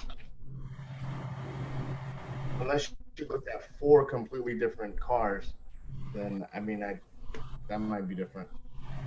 Right. So this is what I believe happened.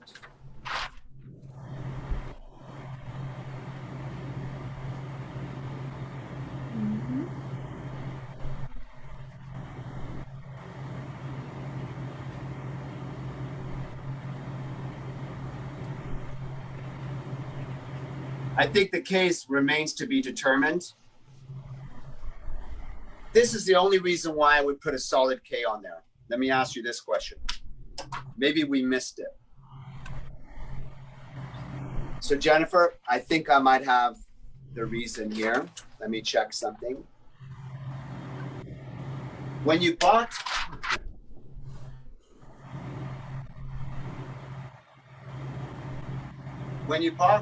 the necklace, you said you saw it.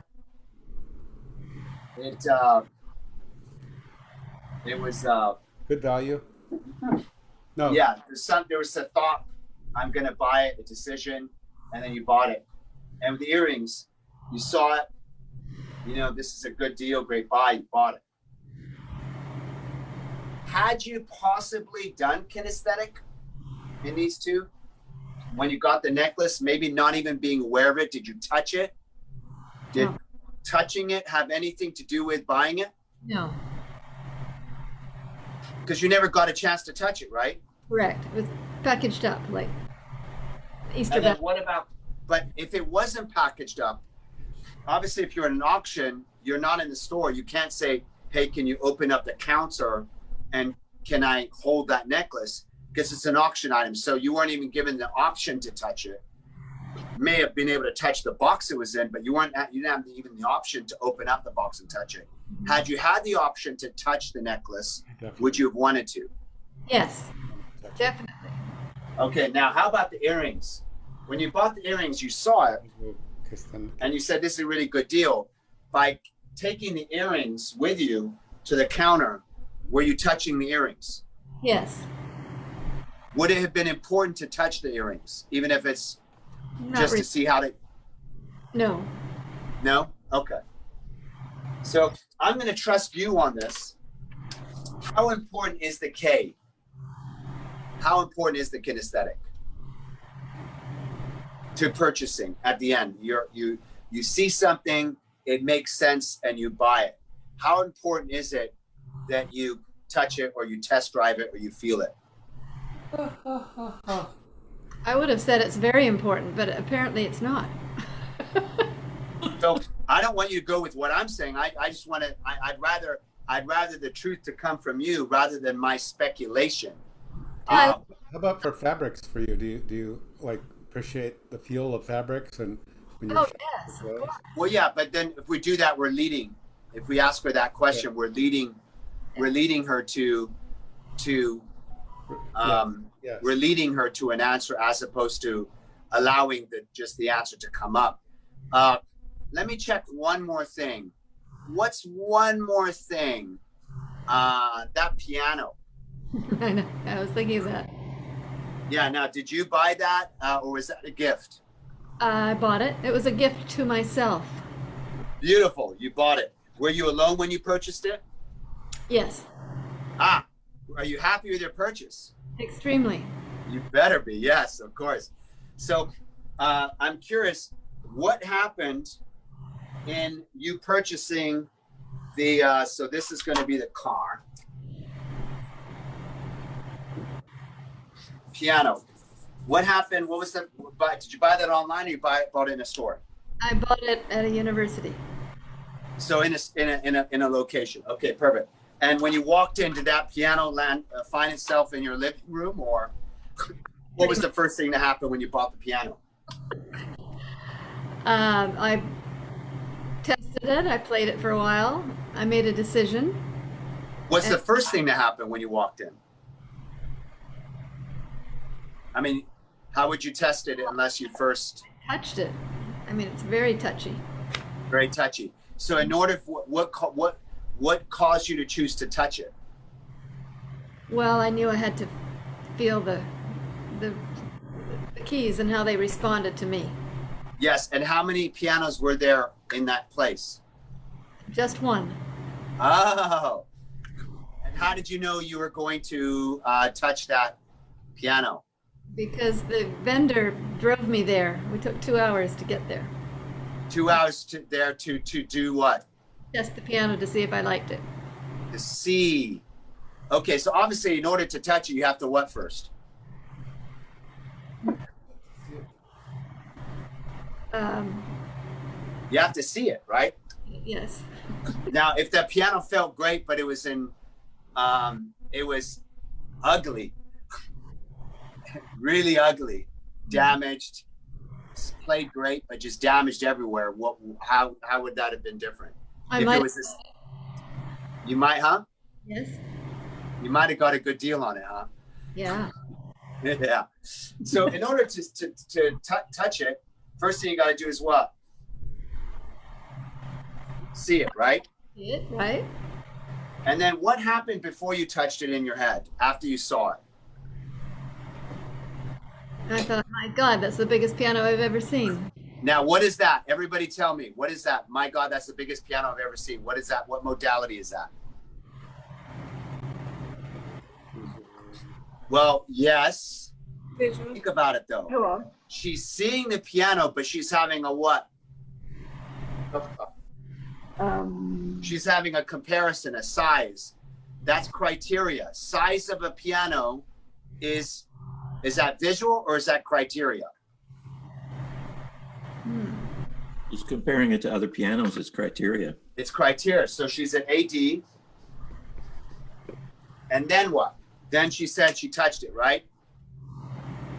And that touching it is what? Aesthetic. Kinesthetic. So I think that's her strategy.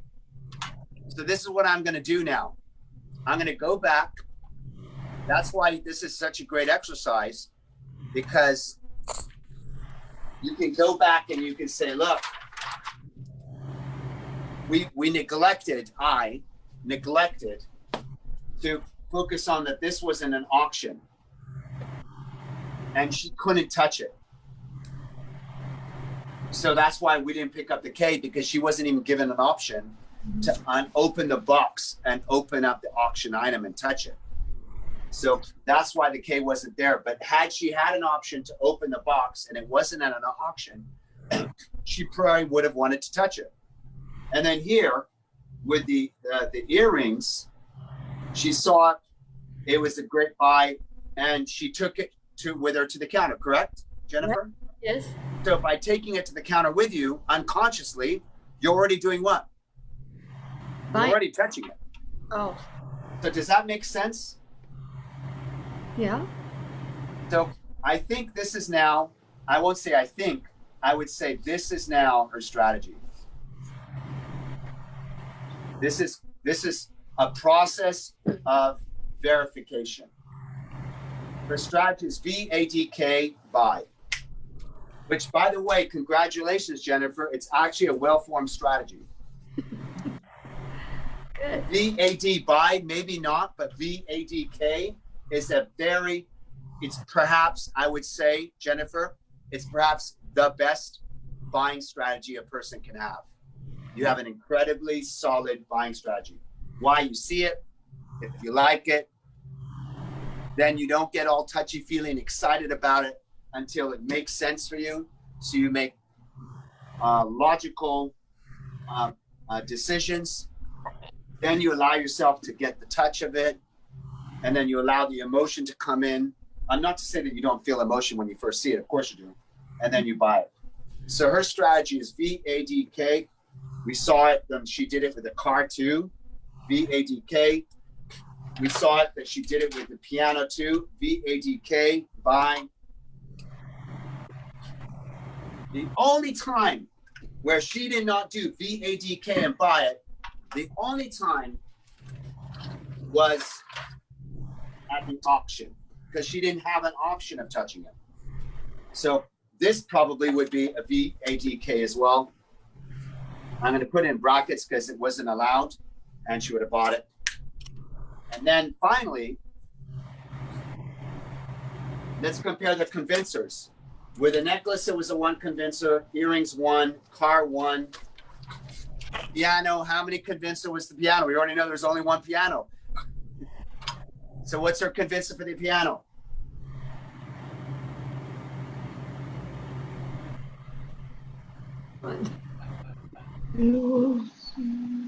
Now, why am I going so, like we're 8 years old? Well, because I want to make it so simple that something that may seem a little complicated is actually very simple. Now, let me ask you this. What are the chances, all of you, chances that every single decision she did, she followed the exact same strategy, VAD, but wasn't allowed to touch it, bought it, VADK, VADK, VADK, VADK, and all with a 1 convincer? What are the chances of that?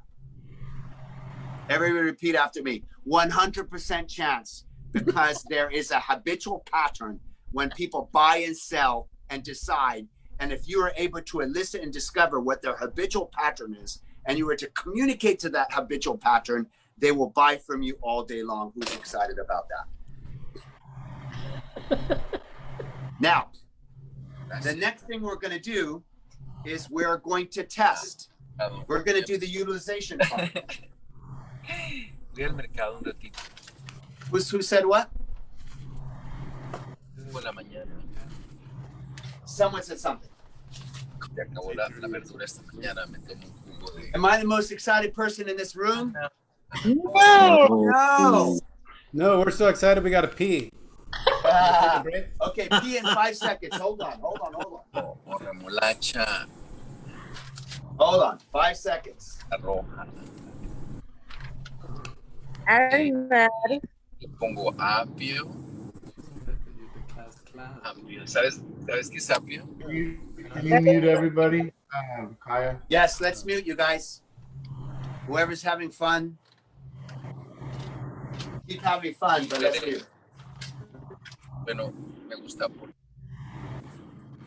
I don't know. Someone's watching novelas. Is someone watching novelas or something? Y le pongo de jengibre porque. Elmer, freaking Elmer, Veronica. Elmer's freaking watching soap operas. Get on Elmer's ass now. Elmer. All right. So what we're going to do, the final 2 steps, and we're going to go over the script together, is I'm going to utilize the strategy to communicate into the listening of Jennifer. So remember when we did speaking into the listening? Who remembers that? And what did we do when we were doing speaking into the listening? The first thing we did is we spoke into their lowest representation to see the disconnect that happened. Remember? Mm-hmm.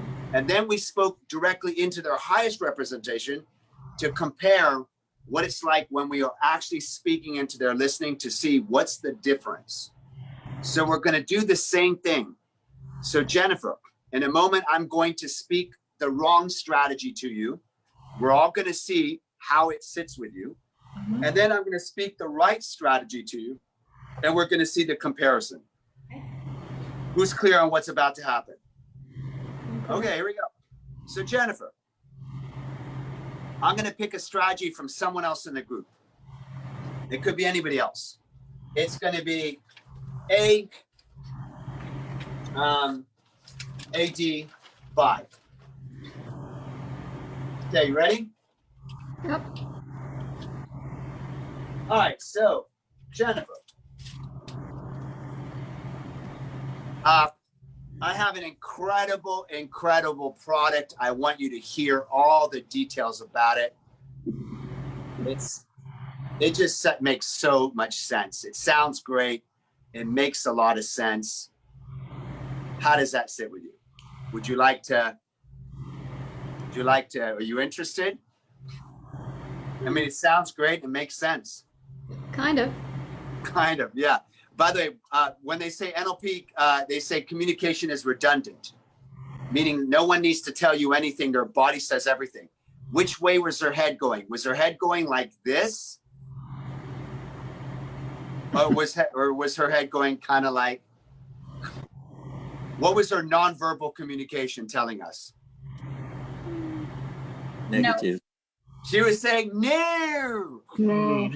She was All right, not so now let's convinced. compare that to the second one. Ready? All right, Jennifer. We got this this item, this earring, this necklace, this ring looks amazing. It's basically everything you said you wanted, right? And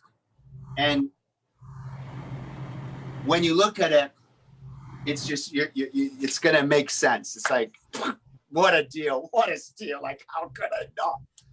And then you're gonna touch it. You're gonna feel it, and you're gonna be like, wow. By the way, I made a mistake. The whole time I was not showcasing you. Let me do that one more time. All right, so showcasing you. So okay. I've got this necklace, got this earring, this thing, everything that you said that you love the way it looks. I have it for you.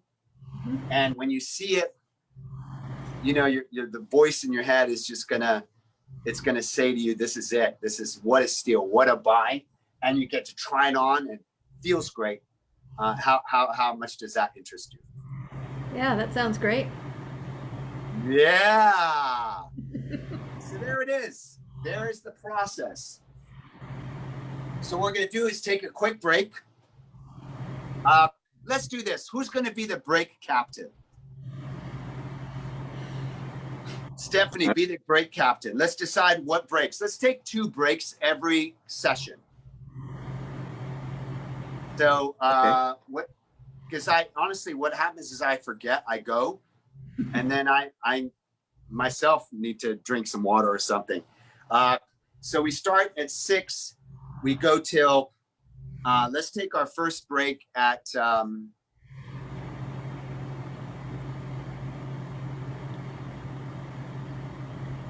let's go till what, 8, 7:30 to 8. So we're a little behind. We could do 7:30 to 8, and then our next break at 9.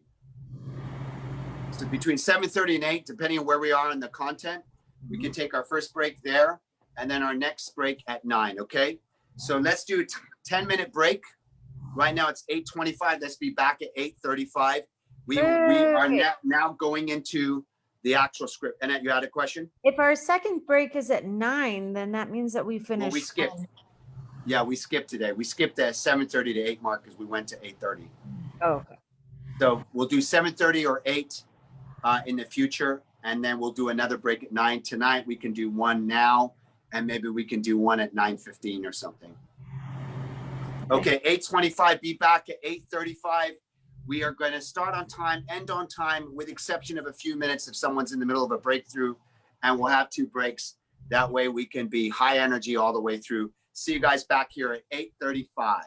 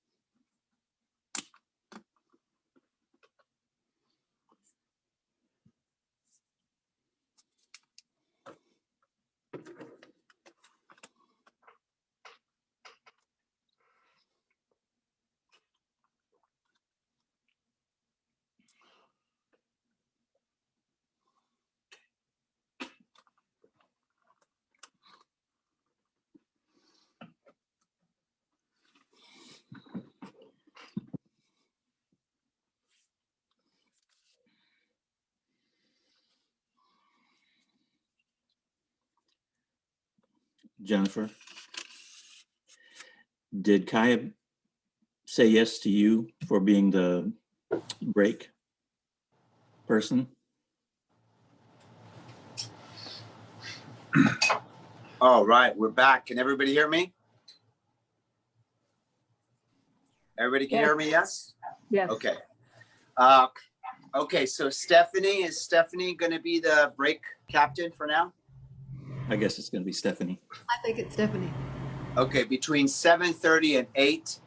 Obviously, if we're not at a good time to break because we're right in the middle of finishing something. So between 7:30 and 8 would be the first break, 10 minutes. And then let's do a 10-minute break at 9. And let's end at 10. We could go over just a little bit over 10 if we're in the middle of a breakthrough. We don't want to, and someone needs support to say, hey, we're ending, good night. And they're like incomplete. So other than that, I'm going to try to be really honest to the 10 o'clock time. And we'll just do the best we can. Okay, perfect. All right, so what we got to see there was an incredible demo. Let's give Jennifer a huge round of applause. Who's honestly a little surprised that her strategy for the necklace, the earrings, the Lexus, the car, and the piano is all identical? Who would have thought that, right? You don't usually think that a person makes his decision the same way every single time. With the exception of the auction when she wasn't allowed to touch it. She did exactly the same thing every single time, and she considered one. Now, by a show of hands, who absolutely would never buy the thing that you like without comparing it to something else first? So many of you don't have a 1 convince, you have a 2 or 3. I met someone who has a 10 convincer. For those of you in real estate, I'm pretty sure that you would be like, I don't want that client. Thank you very much. All right. Okay, so if you look at the script, let's go over the script real quick.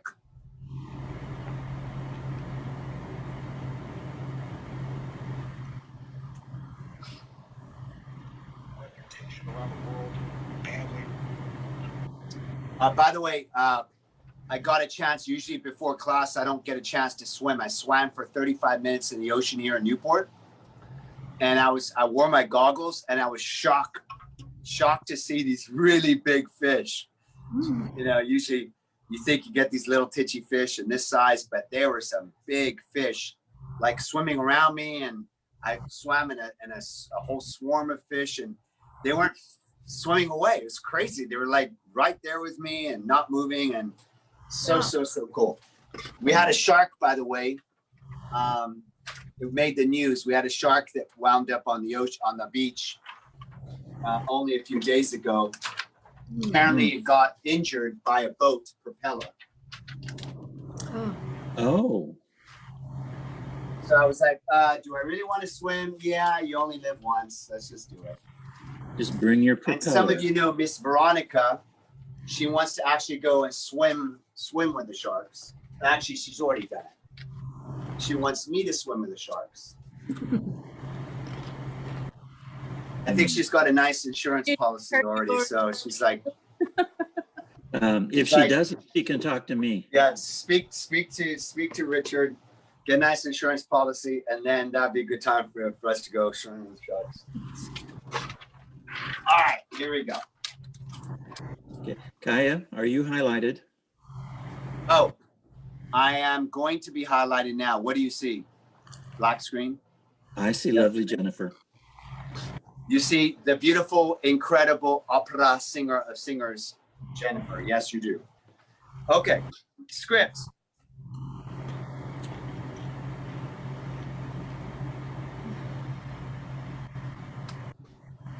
So can you recall a time when you were totally, I'm just going to write it out because some of you may watch this down the road when you don't actually have your binder with you. Can you remember a time? Let's mute because I have a little hiss in the background. Kind of muted everybody, I think. Yeah. Okay. So can you remember a time when you were can you remember a time when you were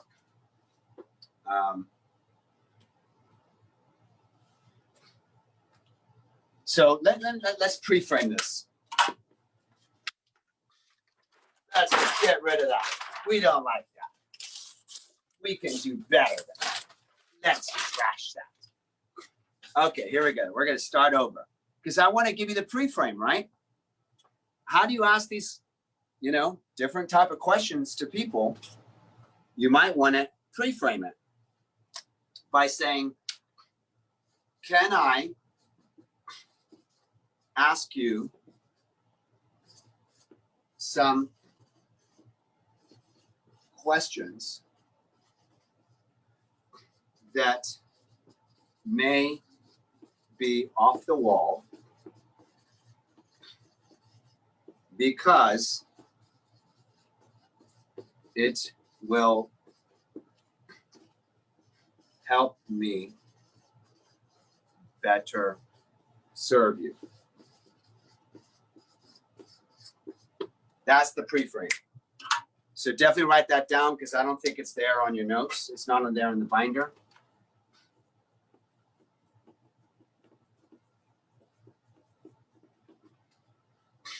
And the answer is going to be pretty much all the time is going to be what? Who wants someone to worst serve them or not serve them well? No one's going to say no. Everybody wants the best service. Can I ask you some questions that may be a little off the wall because it will help me better serve you? I'm not going to write the rest down, but you could say it will help me understand, how you become motivated, understand what you're looking for, and understand how you make decisions so I can help you make, the best decisions you want to make. So you can add more verbiage, but this is really it. Can ask you some questions that may be a little off the wall because it will help me better serve you. And if I write a little too quick, remember, you can always put your phone up and take a picture of the screen. And remember, the video is in your private closed Facebook group anyway. So you can always go in the video and take a screenshot or whatever. So that's the pre-frame question. Then you're going to say,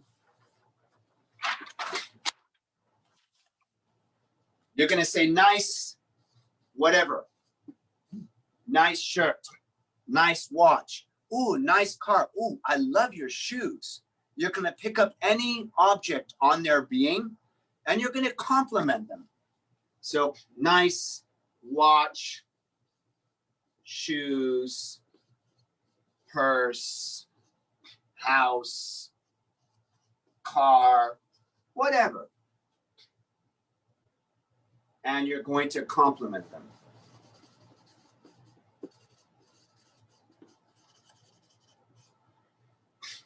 And then you're going to say, that's one. Number two, you're going to say, did you buy it yourself? Or was it a gift? So as you notice, these are slightly different than what you see on page 66. The binder actually doesn't have your eliciting a buying and selling strategy. This is the actual script. It's similar, but it's a little different. So, hey, nice pair of shoes. I'm curious, did you buy it yourself or was it a gift? If they say it was a gift, you're done. Pick another object. There's no point in eliciting a buying strategy on a thing that they didn't buy. That someone else bought, because that's their buying strategy. That's the family member's buying strategy. That's not your customer's buying strategy. You want your customer's buying strategy. So did you buy it yourself or was it a gift? If they say it was a gift, move on to another thing. Well, also, I like your purse. If they say they bought it themselves, then question 3 is, are you happy with your purchase? Don't overlook that question.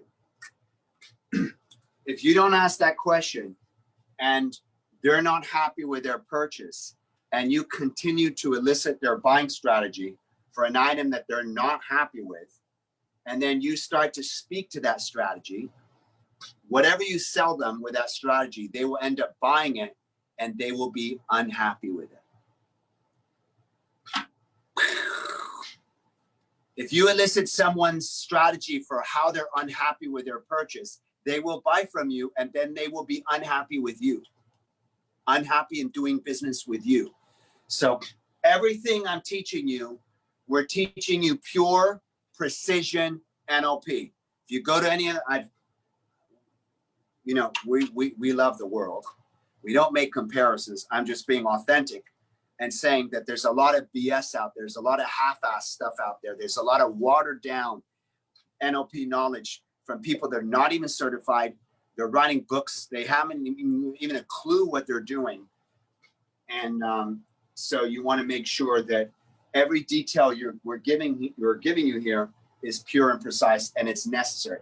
You want to know, are they happy with their purchase? Because once you fire that strategy off and you speak to it and they buy from you, they will be happy with their purchase from you too. And if you elicit their strategy for something that they're not happy with, they will end up buying it just like they did with that other thing they're not happy with. And then they will transfer that unhappiness to you, and then they will be unhappy with the purchase from you. So we want to make sure we're apples to apples instead of lemons to lemons, right? So nice watch, not shoes, nice purse, nice house, nice car. Did you buy it yourself or was it a gift? If it was a gift, great. Moving on to the next thing. Oh, you bought it yourself? Great. Were you happy with your purchase? They say, absolutely, delighted with my purchase. Okay, then you go to number 4. This is pretty much the last question. Very simple script. I asked Jennifer, did you buy it online or did you buy it in a store? Because we're focused on in-person purchases. If someone's purchasing online, it can change things a little bit. This buying strategies and selling strategies and decision strategies is more in the room on the dealership rather than shopping around online. But we can get to that. We'll get to that a little bit later. So the final question is, when you walked in,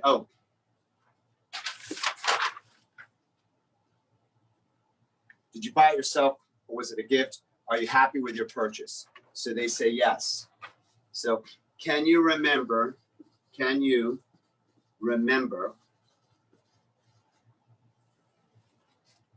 that time when you bought that blank, the watch, whether it was the watch, the shoes, the purse, the car, the house, whatever it is that you decide to use, right? Now, technically speaking, you could ask this question first. I didn't think about that. You could say, nice watch, nice shoes, nice car, purse, nice house. Did you buy it yourself or was it a gift? Oh, I bought it myself. Can you remember that time when you did buy that pair of shoes, that watch, that purse? They say yes. And then you can say, are you happy with the purchase? Obviously, you may ask this question a little earlier, a little later. It doesn't matter. It can go right here. It can go a little earlier. Whatever feels organic. It's only 4 questions. So whatever feels organic to you. So can you remember the time when you bought that? And then they say yes.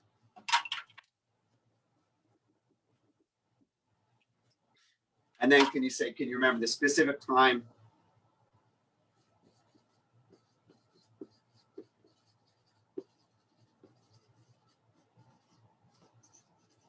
The specific time.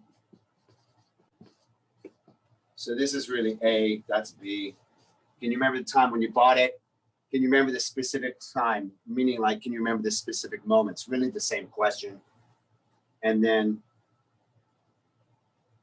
the last question. So it's actually, we have 5 questions. What was the first thing that happened?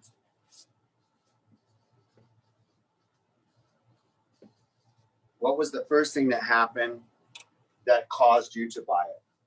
That caused you to buy it. What was the first thing? What was the first thing that happened? So what was the first thing that happened that caused you to buy it? And they're going to say something to you like this. Oh,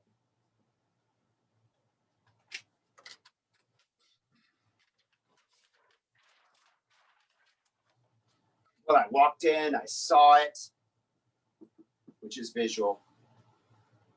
Then I looked at the price. Even though they said I looked at the price, anything to do with price, write this down. Anything to do with price is always AD. It's not K. So they may say to you, I looked at the price, I saw the price. That doesn't mean they're talking visual, even though the predicate they're saying is visual. Anything to do with price or anything to do with the word right is AD. And then I tried it on, and then I bought it. So they will give you the strategy. And what you're going to do is you're going to just make a mental note. It was VADK buy, or in my mom's case, V buy. The sales rep was VADK buy, right? Then you might say, and how many shoes did you have to consider before you? Remember, you already asked them. Is it okay that I ask you a couple questions, 2-3 questions that may seem a little off the wall so that I can better serve you? You already asked them permission. So they said yes. And you say, look, maybe nobody's ever asked you these questions before. I really want to serve you, and I really want to understand how best to serve you and how to, save you some time and be more efficient so that when you make your decision, you're really, really happy with it, and I've done my best to serve you. If you come at them that way, and then when you start asking these questions, it's not weird at all because you already pre-framed it. You already got permission from them. So then you say, and how many pairs of shoes? And you can, if you're a real estate agent, you can absolutely say, and what we've discovered is the way people buy shoes or buy a car is very similar to the way they buy the house. Or obviously, if you're selling them a house or getting them to buy a house, you're not going to be asking them about the pair of shoes. You're going to ask them about the last house they bought. So if you're a real estate agent or a mortgage broker, you probably don't need to go to an item of clothing that they're wearing. You probably would just talk to them about the last purchase they did. Does that make sense, Pajan, if I'm making sense? So if you're selling a house, why not ask them about the last house they bought? If you're giving them a mortgage, why not ask them about the last mortgage they got into? So instead of comparing apples to oranges, what we are saying is their strategy is going to be the same for the pair of shoes as the house. But if you're selling them a house, you might as well ask about the house that they bought before, right? So then you say the last question is, how many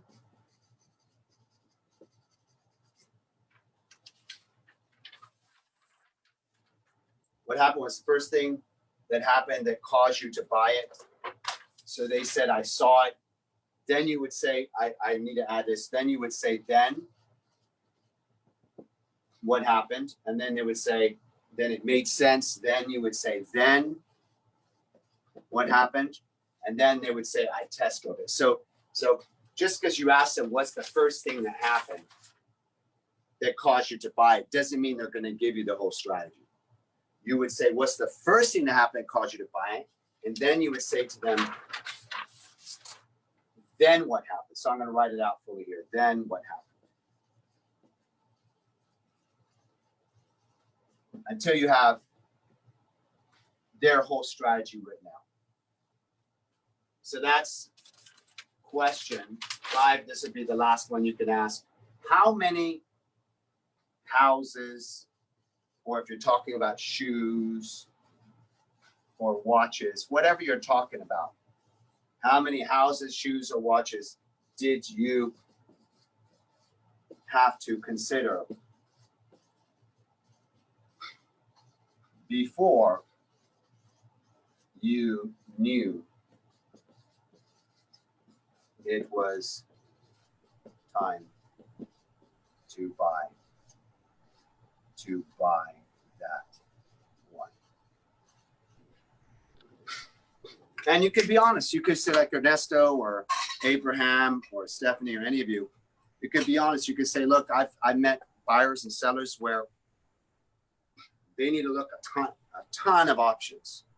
And I've met people that they don't have the time. They want to see one thing. And if it meets their criteria, they buy it. So by me asking you this question, it just helps me better serve you. So I'm curious, the last house you bought, the last investment property you bought, how many different properties did you have to consider before you knew it was time to buy that one? If they said to you, oh, I knew right away, it's just one, you already know that, but one convincer. If they said to you, I needed to look at 3, and then I pulled the trigger, I bought that one. Then you know they have perhaps a convincer of 3. Now, there's a difference between the convincer and the criteria. So write this down. This can confuse people.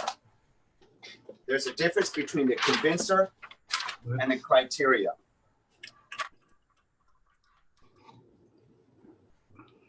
Did you get 6? I did not get 6. Something may not meet your criteria. How many X did you right? have to look at? Something may not meet your criteria. And as a result, let's say it was V, A, D, K.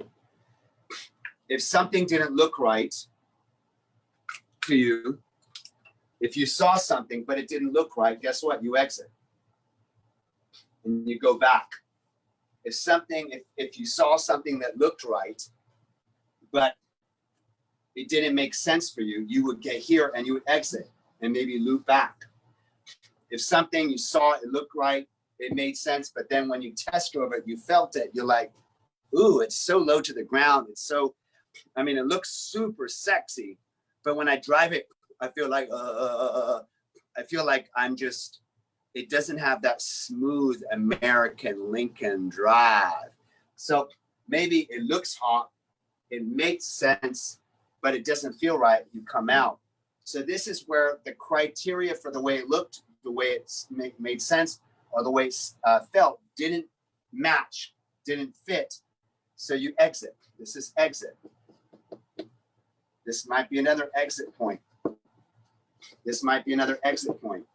When you exit, you either exit out completely, which means you leave the dealership, you leave, or you might go on to look at the next item in the dealership. You might look at the next item and you might loop back. That is the criteria. That has to do with if the criteria is met or not. The convincer is once you go through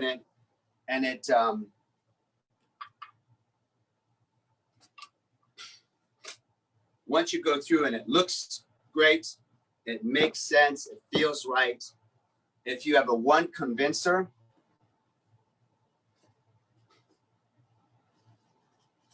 what's going to happen, everybody? You tell me. If you have a 1 convincer and criteria,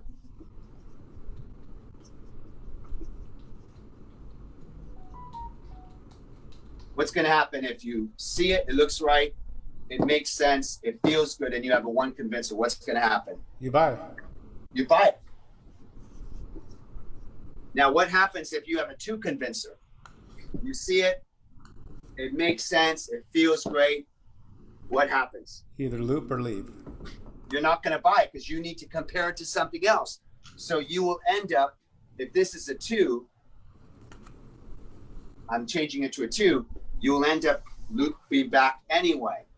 So realize the convincer, I wrote the same word twice. Blah. Criteria. No, Kaya. No, not criteria. Convincer. Yeah. I like the way criteria looks. Maybe because it's 2 C's. Convincer.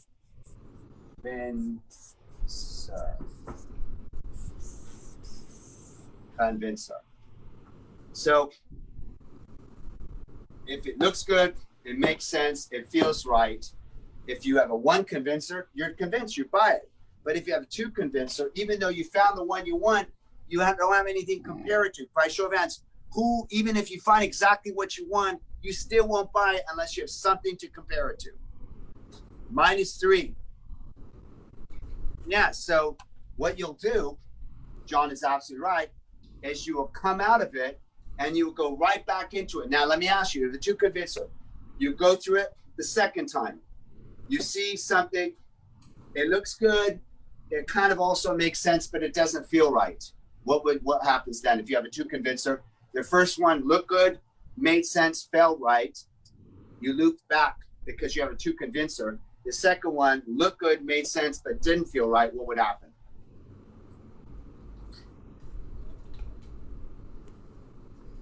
Go back to the first one. And what would you do with and what will you do with the first one? You buy it. Buy it. Give yourselves a round of applause. You understand it? I know this is basic stuff, but I'm going to be transparent with you. When I first learned it, I was confused.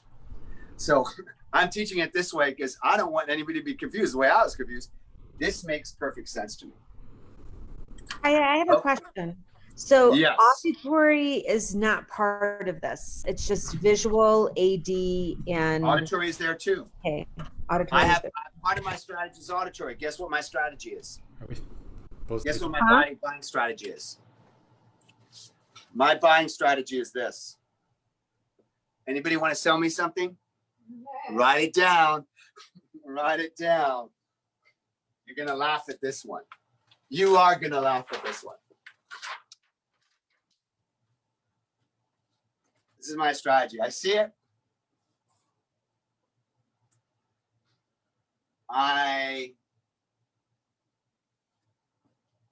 It needs to make sense. I need to try it on. Do I buy it? I have to have someone else tell me that it looks good. I have to have someone else tell me that it looks good. Because that is, and it's not even the reassurance strategy in the purchase. So the only time where this is missing is this one, where I tried it on. I mean, I looked at it. It made sense. I tried it on. The person told me it looked good. And I bought it. And then later I went back to the same store. I bought the same freaking shirt. This made sense. I'd already tried on. They told me it already looked good. I just got it in a different color. It's the same exact design. And I already got the approval that it looks good. I don't know if I'm colorblind, but I think I'm colorblind. Meaning, I don't know what Ty works with. So this is what I would do. I had someone go through my closet and put the suits, the shirts, and the ties, and I would literally hang up the suits with shirts, with ties, all on one hanger, so that when I'm in a rush, I could grab that jacket, grab any one of those shirts and the tie that go with it, and I don't look like an idiot when I walk out the door. That's what I would do. And I have something in common with John Maxwell. John Maxwell has the same thing. He says he can't pick what to wear for the life of him. He has his wife pick it out for him. So yes, your answer to your question is some of you, well, I'm gonna see if anybody's like me, maybe you're not as extreme, who needs someone else's opinion, who needs to hear from someone else that it looks good. Ernesto, Stephanie. Yeah, we all need a therapist, me included. It's okay. No, I'm just kidding. I'm in love with it. It's like, it's just, that's what it is. It's like, or being colorblind or whatever it is. Okay, so that's that. Kaya, there was a guy in Nordstrom's at Brea going up the escalator. A woman on the first floor was trying on a hat. Their eyes met. He shook his head no. She immediately took the hat off and picked up another one. Exactly. Exactly. Yep. Yep. All right. So let me cover some notes with this, and then we're going to do an exercise. First thing is compliment. This is so easy to do. So easy to do because the first question is permission. Can I ask you some questions, and maybe a little off the wall, and it will help me better serve you? The answer is always yes. They love it when someone takes an interest in them, in how they make decisions, and is patient. I've had people compliment, when I do this, people compliment me on it. They're like, that's really cool. I did not even know that about myself. That's amazing. So then you go into nice, whatever it is. You want to make sure that they bought it, not someone else. Again, if a couple is coming to you and they're buying from you, you can elicit their strategy on how they make decisions together. But if a person is going to be making a decision with you, you don't want to go with an item that he and she, or he and he, or she and she had made together, because the couple strategy for buying is different than the individual strategy for buying. Does that make sense? You want to make sure they're happy with their purchase. Otherwise, they will be up. If they're upset with their purchase and you fire that off, they will become upset with your purchase, right? Because you just elicited their unhappy purchase buying strategy instead of their happy purchase buying strategy. What else? Ask permissions, real estate agent, loan officer, car salesman. You definitely want to say, look, I have some questions. By you answering them will help me better serve you, will help me understand how you think, how you make decisions, and so that, you know, I can support you in making and getting really excited and making the best decision for you. The looping, what's looping? Looping is how many times you go through your strategy before the time you decide I'm pulling the trigger, I'm making the purchase. You can use this for shoes, for cars, for houses, for boats, for planes. Convincer. Let me say this on the convincer.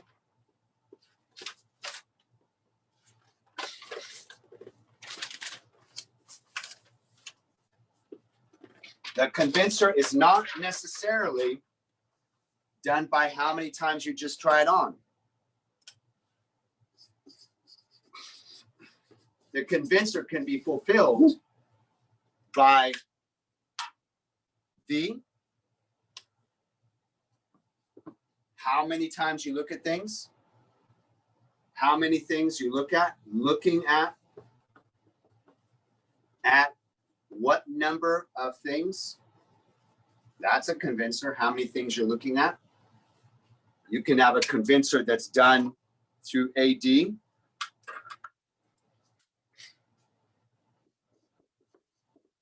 And that could be how many times you talk about it to yourself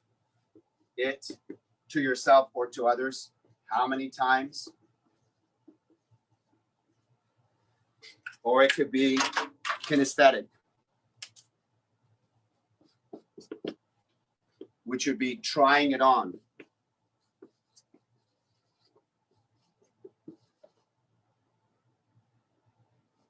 How many times? So the convincer can be done in any of the modalities. That's a distinction I did not know initially. I always thought how many you try it on.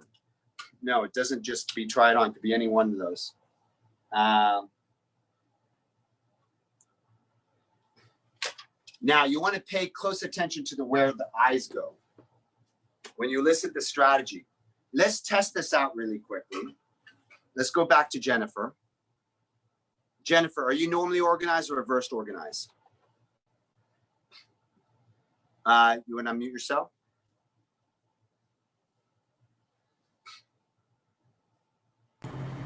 Yes, I'm organized. Normally? Yes, I believe so. Okay, perfect. Do you have a light, a little better light, or could your phone be a little closer? I just turned it off because it's. Oh, okay. just for a second, so we could just read your eye patterns. Okay. So can you remember the time when you bought the, what was it, the car? Yes. Can you remember that time? Can you remember the specific moment you bought the car? Yes. And how did you come to the decision to actually buy it? Boom. Boom. I just decided. Boom, boom. Who saw the eye patterns? Very quick. Oh, really? What did I do? What did I do? Who saw her eyes move very quickly? So you're normally organized, right? Yes. Which means visual. So visual recall would be up to the right. Let's check it one more time. How about the necklace? Can you remember the time when you bought the necklace? Exactly. Dude, there it is. See, her eyes are going through the motions. So we saw her go to visual remembered. Then we saw her go to, I don't know, it was so quick. It could have been AD or K. Who saw that? AD. Who saw that? And Jennifer, can you remember the time when you bought the earrings? Yes. And how did you come to the decision? Do you remember the specific time? Yes. And how did you arrive at the decision to buy those earrings? Well, it was pretty quick. Boom. Right? And then what? So you saw it, and then what? I saw it and I thought, great, I'll buy that. Okay. And then what happened? And then I bought it. Boom. Right there. There it is. The K at the end. Really? All right. So who's seeing the eye patterns? As she doesn't even need to tell you her strategy. So I'm going to ask Abraham, how can you use this in your business? Good question. Because the key is once you know their strategy, you can now use the keywords to speak into their listening. So how would you use this in real estate? By the way, you can elicit a strategy on how someone decides which job to take. It's not just buying and selling. It's what career to take. Can you remember a time when you decided what career you wanted to be in? So how would you use this? Could be Abraham or anybody. Oh, with loans, yeah. I wrote what you initially said. That I might ask you some off the wall questions. You're touching on. What I like about that, and I was talking to Bianca about, is I like that it already does touch on a couple of different things. Do you see yourself in this, or do you feel, so that way, at least the way I speak, it's like, okay, I'm very auditory, so I want to hear what you say back, because I'm gonna steer you. So to me, I don't know, I love it. Yeah. Okay. What questions do you guys have? I'm going to go through a little more notes, but what questions you guys have on what you just saw with the eye patterns with Jennifer? So you basically saw that she ran through her eye patterns with her strategy. She ran through her strategy with her eyes, even before she verbalized anything.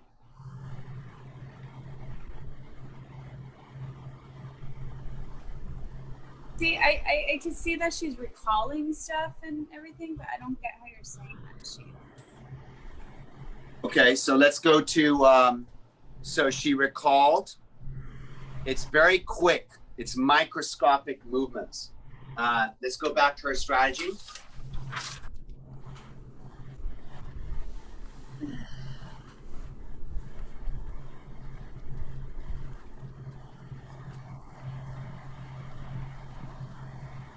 Strategy essentially is, I see it.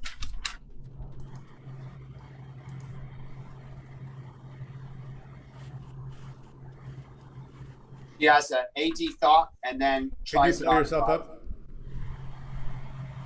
Someone said something? Could you expand your... Yeah. So that's her strategy. I see it. I You're muted now. analyze it, even if it takes a simple second. I You're try it muted. on, I buy it.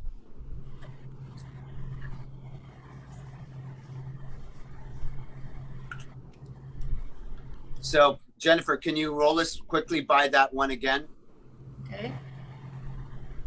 which is buying the earrings? You can remember the time when you bought the earrings? Yes. And how did you arrive at the decision to buy it? What happened? Thought they were great. Okay, so it's on the surface now, so she doesn't need to use her eye patterns because it's on the surface. I could ask her about the piano because I haven't asked you that one. Can you remember the time when you bought the piano? Yes. And what happened that caused you to choose to buy the piano? What were the steps? I saw it. I played it. I bought it. Okay. Okay, so you see the visual is slightly off up to the right. Again, she doesn't have to recall it. What's something else you bought that we haven't asked you yet?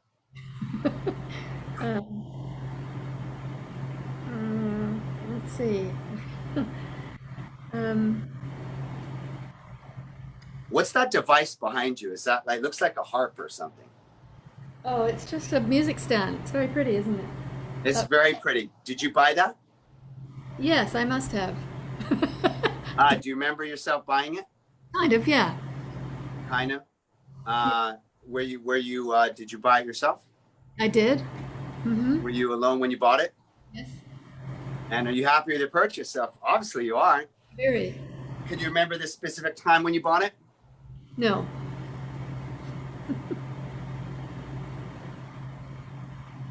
No. No, not at all. No. Anything else in your house that you can remember buying Um, yourself? I'm so old. It's been so long. Let me think. What did I buy recently? How about your shirt, your blouse, your top? Yes, my top. Okay. Yeah. Okay, I remember. Yes, Do you remember buying that? I do. Okay, cool.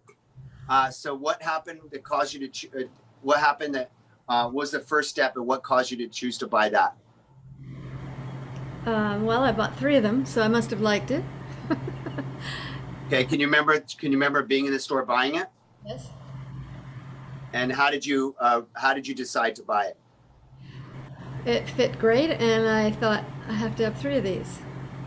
Okay, so right now she's not accessing her eye movements, which is fine because she's looking at the camera and it's probably recent.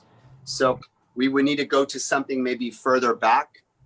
So I'm trying to help you out, Bianca, to see it a little bit more obvious. It's a subtle thing to see. Is there anything, Jennifer, that you bought maybe longer than 5 years ago? Longer than 5 years. Yeah, in other words, it would be a little bit deeper in your memory, so the eye movements would be not surfacey. Okay, I bought a couple of kayaks. Kayaks. Can you remember the time when you bought the kayaks? I do. Were you in the store? Yes. Okay. So how did you arrive at the decision to buy the couple of kayaks? Well, it was the only kayaks they had at Costco, and I wanted some kayaks, so we bought them. Okay. And then how did you arrive at the decision to buy them? The price was right, and it's a good deal. Okay, cool. Okay, no biggie. So it's something you have to just practice with, and it's subtle. I don't want to spend too much time on it. I saw it earlier with the first 2 items, the earrings specifically. She went all the way up to the right, which is visual recall, and then she looked down, what appeared to be central down, which might have been AD, and then she kind of went a little bit to kinesthetic, which matched the strategy. But the challenge is once you ask them one time and they recall it, then it's now on the surface, so they can look directly back at you and just tell you what happened without having to do the eye movements. Does that make sense? That's why we ask them questions that goes a little bit into the past, because it's not on the surface. It now requires their deeper deeper memory, and then they have to use more of their neurology to pull up the information. So the more you ask the person about the same thing, the less they need to use the eye patterns to remember it. Okay. All right. So that being said, what else do I want to share as we wrap up this piece of, let me go back to my screen.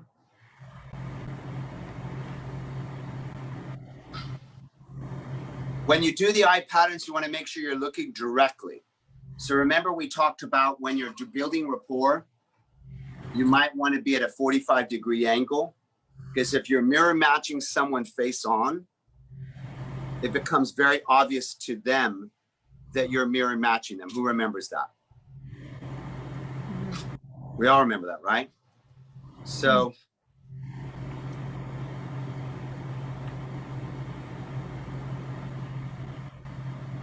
my screen looks different. Okay, there we go. Now, when you're doing eye patterns, you don't want to be at a 45-degree angle because their eyes are already on one side. So it changes your configuration of what you're looking at. You want to be directly eye on so you can see where the eyes go. Attraction strategy. You might not want to elicit someone's attraction strategy and be standing right in front of them looking at them. Who wants to tell me why?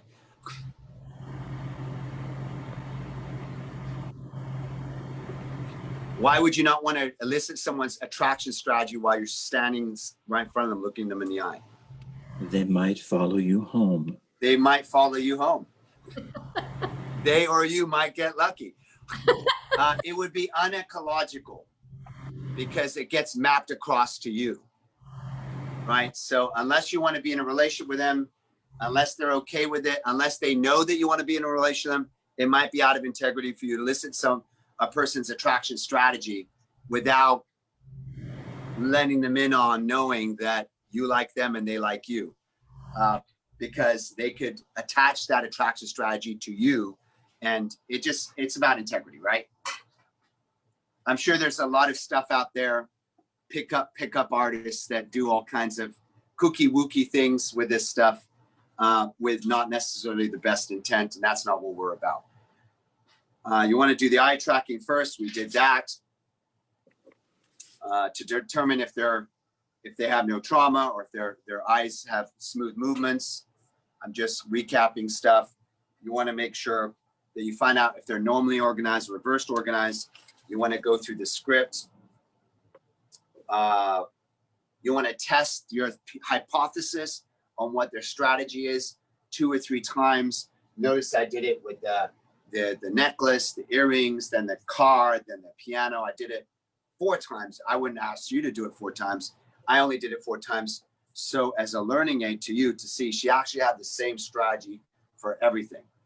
The necklace, the earrings, the car, and the piano, which was really amazing to see, that it was consistent. If there's anything happening in their head, like even right now when we were asking Jennifer, to recall buying something, sometimes she was looking at us. So if they're doing anything in their head, like might be looking right back at you, you could ask them, what are you doing in your head? Because if it seems like you're wanting them to go and hit the eye patterns and they're not, they might be doing something else. Like for instance, they might be doing this when you ask them a question. They might look down here. You don't know what that is. If you ask them what you do in your head, they might go, I'm asking the question you just asked me to myself. I'm repeating your question to myself, which requires me to go to my AD. So that can clear up a little bit of confusion if you just ask them, hey, what are you doing in your head right there? And then you tie that to one of the different quadrants.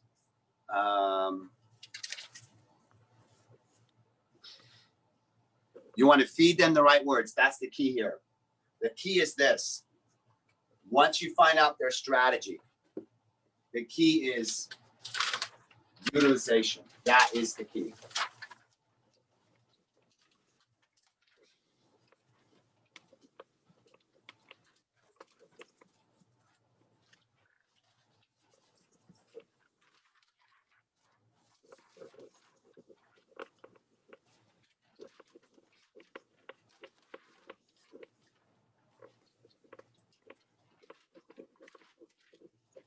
feed them the words back to them. That's where the influence part comes in.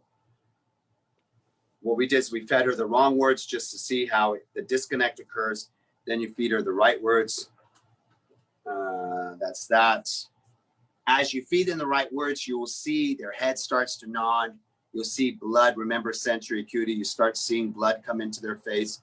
You'll see that using your sensory acuity, you'll see that you're landing. You'll see that they'll have a response to that. You want to make sure you're feeding them the right keywords. Got that.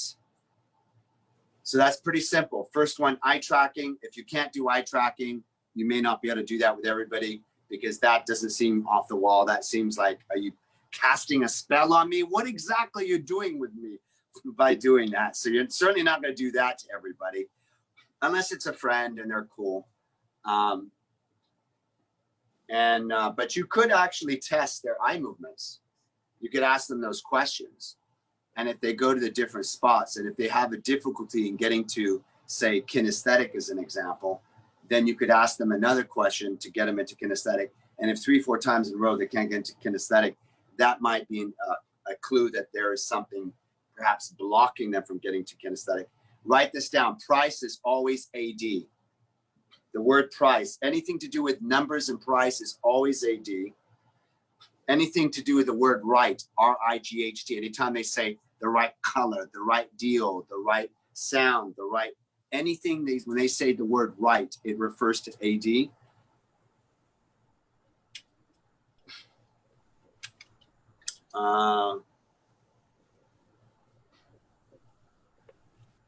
You don't just have to refer to the watch, the shoes, the earrings, the car. You could even say, can you remember the last proposal you accepted?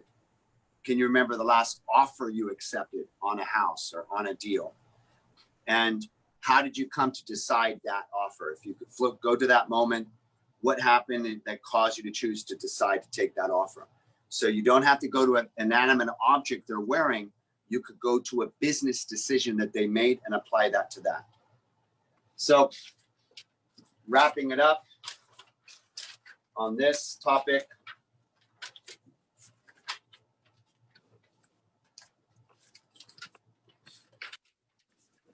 lots and lots of pages. Lots and lots of pages. If you're talking about the motivation strategy, if you want to elicit their motivation strategy, you would say to them, how did you get motivated? You would use the word motivated. How did you get motivated? If you're in the second one, which is the decision strategy,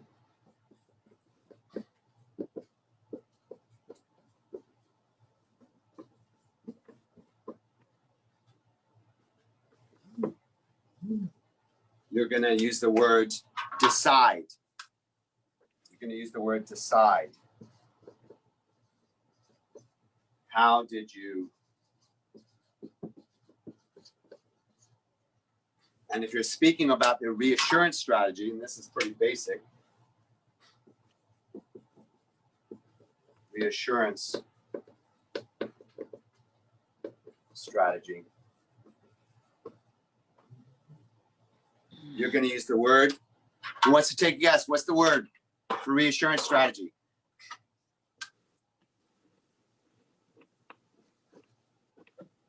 Who wants to take a guess? How did you get what? Reassurance. Reassured, yeah. So you can actually elicit not just their motivation strategy,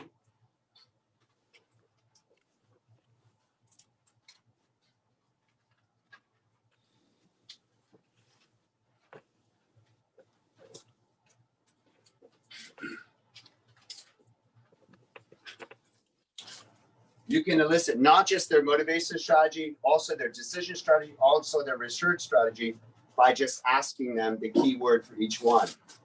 Motivation, how did you get motivated to do it? Decision, how did you decide to do it? Reassured, how did you get reassured about it? So pretty simple stuff. Couple more things. Practice, practice, practice.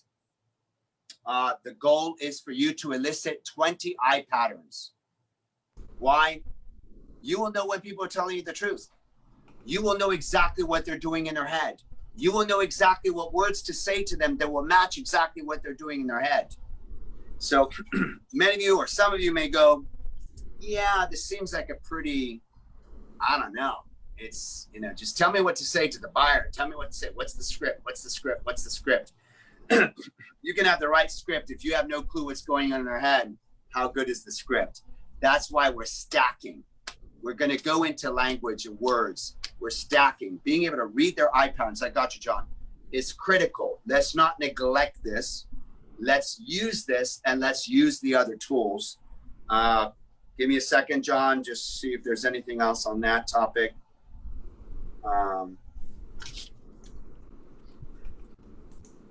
This is perhaps one of the most important things in sales, is to know their strategies.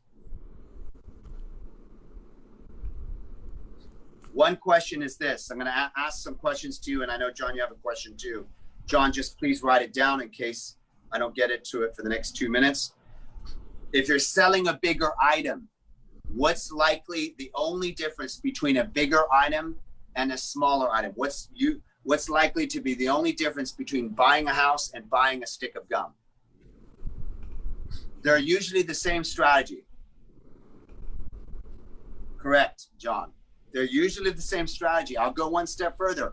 They're even usually the same convincer, which is shocking. But it could possibly be more convincers for a big item, but many times it's the same. So I wouldn't even treat it like it's different. The main difference between a big item and a small item is they spend more time in AD. So write that down. They will spend more time in the analyzation part of the AD. If it's a stick of gum for $2 or $1, they're not going to think about it. They're going to go, that makes sense. Let me buy it. Boom, buy it. If it's a house, they may spend longer in the thought process on a house. They may spend more time in AD, but it's likely that the actual strategy doesn't change. And it's also likely that the convincer doesn't change. However, I would never say never. Let's write that down. We never say never. The moment I say, this will never happen, then guess what? The universe says, I got a great gift for you, Kaya. Here, it's happened. It's in your face. So we never say never. That's why you saw me with Jennifer. You saw me plug away and get curious and get curious and get curious, which, if you remember the 6 components of effective communication, what's the third component of effective communication that we learned in the very beginning? There was light, there was fire, and then there was what? Water. Water is getting curious. So you're getting curious, and like you're asking questions that no agent's ever asked them before. So they're going to be like, wow, you really take this seriously. You really want to understand me in ways that other people haven't, and you want to better serve me. That builds trust, that builds rapport. So they usually spend a little more time. So you want to elicit their strategy. You want to elicit their eye patterns, their convincer.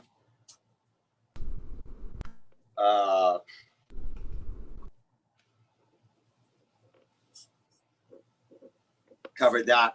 Down to my last 2 or 3 things. This is big. Okay, Mr. Real Estate Agent. Let's say the strategy of the person is, I don't know, let's make one up. I see it. I want to walk through it. Let's make it slightly different. I want to negotiate a good price. Then I buy it.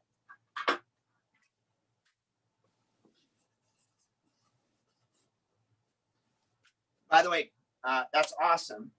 And how many houses do you have to consider before you decided to buy the last one? Oh, I think we were down to 3 that kind of met the criteria, and I picked one and I bought it.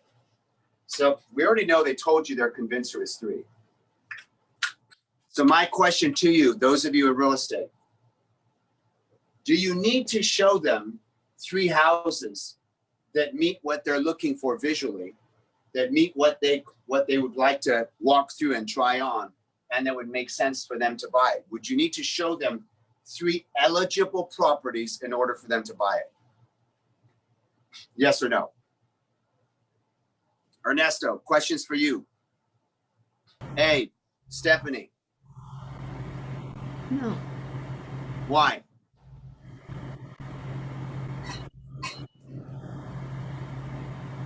Why is that? Who said no? I did, Jennifer. Why? Yes, correct, Jennifer. Why? Because they only need one appropriate product, not 3. They only need one product that meets their criteria, but they need to loop through their strategy 3 times. So you could find 2 things that don't really fit what they need. That meets their convincer. I see, Ernesto, you're thinking now, right? That meets their convincer. So if you're a real estate agent, this is what I might say. By the way, buyer, I have 3 homes for you. I'm excited. The first home, you already know what they want, and you already know they have a 3 convincer. So if you take them straight to the home that you know that they will buy, and you don't show them 2 other houses, guess what they're going to do?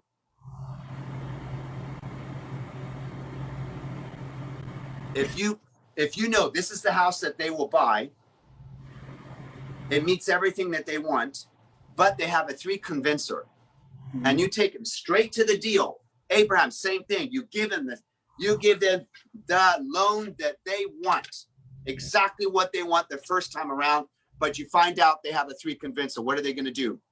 When you give them the house, or you give them the loan that they exactly want, and that's it. What's going to happen? They're gonna have buyer's remorse. They're not going to buy. They're just not going to do it. They're actually not going to take action, and they don't even know why. They don't even know why they're not taking action. It meets their criteria, but something doesn't feel right. And they don't know that what feels right is they need to go through the whole thing 3 times. So what would you do, Ernesto, with that buyer? I would show them 2 houses out of their criteria and then leave the best one for the last. Correct, exactly. And the first 2 houses don't even need to meet their criteria. They could meet their criteria, but they don't actually need to. So you could say, look, we're going to go to 3 houses. The first house, I don't think you're going to like it, but I just want you to know what's in the area and know kind of what's customary for the area. I want you to get to know the standard house in the area. The second house, when you see it, I know you're going to like it. It's almost everything you want. I'm just not so sure about the kitchen or the bathroom or the pool or whatever. So, but by the time we get to the 3rd house, when we walk in the first house, you are absolutely going to know. When you see it and you walk through it, you're going to have that thought. I'm speaking directly into their strategy. You're going to have that thought in your head. Wow, this is exactly what I want. Go ahead, Ernesto. What if it's a first-time buyer that's never bought a home before? At that point, you can ask, oh, what about the last time you bought a home? How many times did you see a house? Yeah, same thing with renting a property. Same thing. They got into a contract to rent. Ernesto, I got your back. Ladies and gentlemen, I know we're in heady stuff right now, and we're going to move out of this in the next week, and we're going to go into transformation, and you're going to be on freaking fire. But trust me, I don't waste your time. I got your back. When I say I, Miss Veronica and I, we got your back.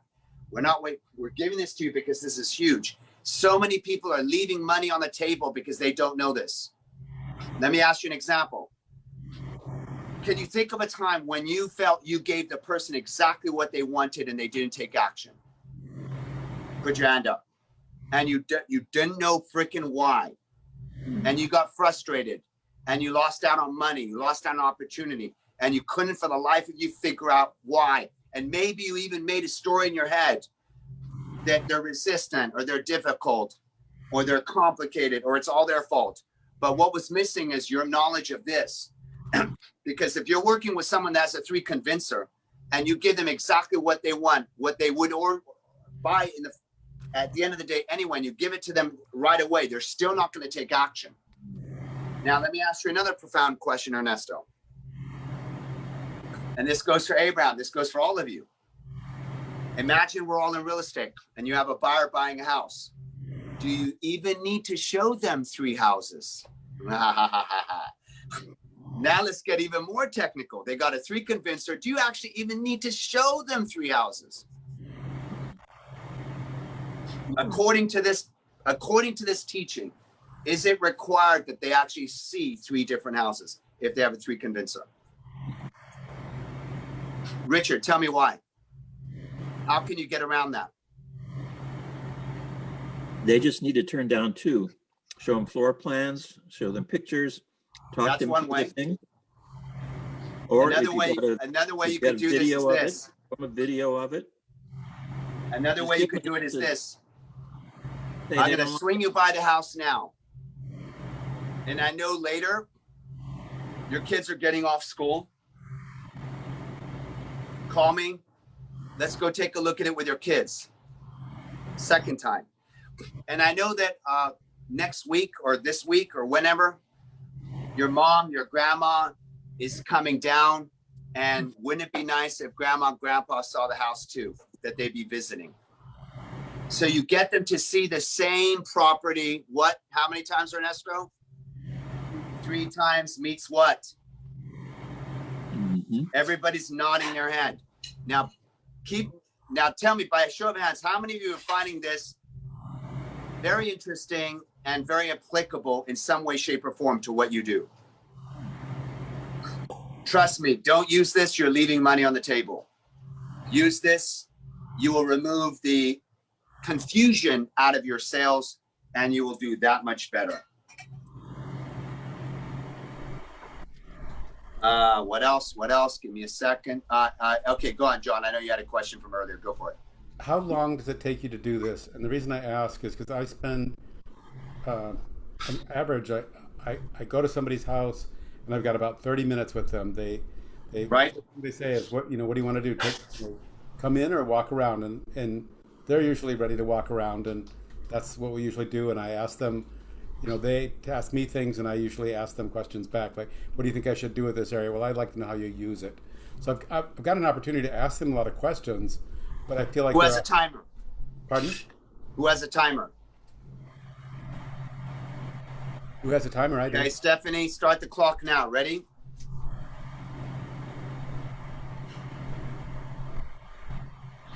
Go. Hi, Christine. Actually, let me go with John. I'm asking John, so let's go with John. I need to find something. John, I see something on your shirt. What is that? That's a necklace.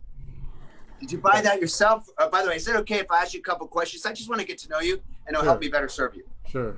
It was a gift. That necklace is really nice. Did you buy it yourself, or was it a gift? Oh, it's a gift. Okay, what's something you did buy for yourself? Let's see. My phone. You bought your phone. Awesome. And so were you by yourself when you bought your phone? Yes. And are you happy with your purchase? Yes. Yes. And can you remember buying it? Did you buy it online or did you buy it in a store? I bought it online. Oh, you bought it online. Okay, that's okay. Let's go with the online. There's a reason why we had this conversation. So what was the first thing that happened? And can you remember the moment when you actually bought it online? Like literally that 5-minute window when you click purchase. Yeah, I was. Boom. Yeah. Reverse organized. You went to visual remembered. Very good, John. Okay. And so what was the first thing that happened when you bought it online? Right before you bought it, what's the first thing that happened?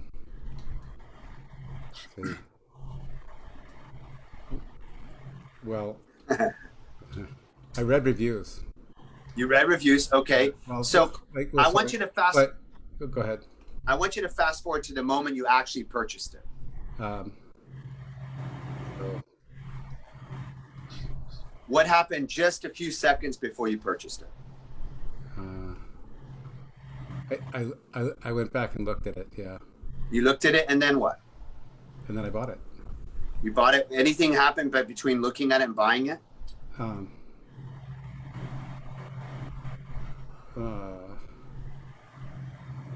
Boom. I think so. He's in AD. He just told you. Boom, there it is. Yeah, I thought about it. You thought about it, and then what happened? And I bought it. Yeah.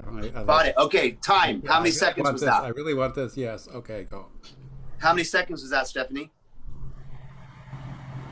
It was 2 minutes and 7 seconds. And we wasted a few seconds deciding what item.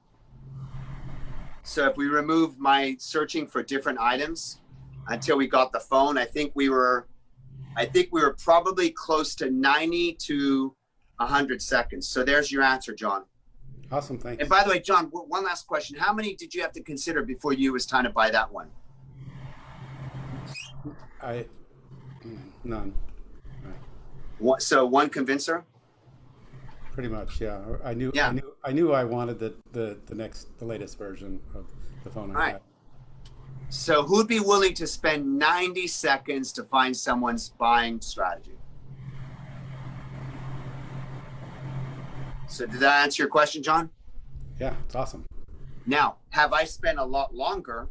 Well, yeah, because I'm doing a lot of explanation. Yeah. But now that you understand all the explanation, you don't need any explanation. The actual delivery is 90 seconds. Is that cool or what? It's awesome. If I was Tony Robbins, I would say, if you like this, say hi. Say hi. All right, exactly. I thought you said something.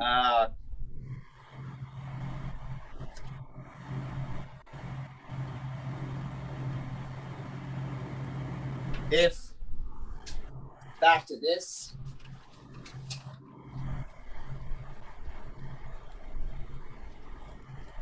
ask two things here.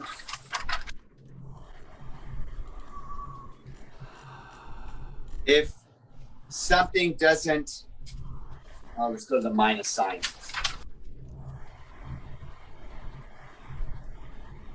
If something doesn't feel right, they exit. If something doesn't make sense, they exit. If something doesn't look right, they exit. So they exit because these specific steps are not fulfilled. They will either completely exit the strategy and leave the store and they're done. Sorry, I'm not on this, I'm on the wrong screen. Give me a second here. So if something doesn't feel right, they exit, or if something doesn't make sense, they exit, or if something doesn't look right, they exit. They will either completely exit out of the strategy, they will leave the store and they're done, or they will actually loop back and try to fulfill the strategy again with a different option.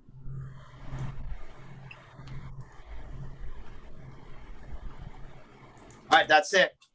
Kaya. That is officially the end of the module. Kaya.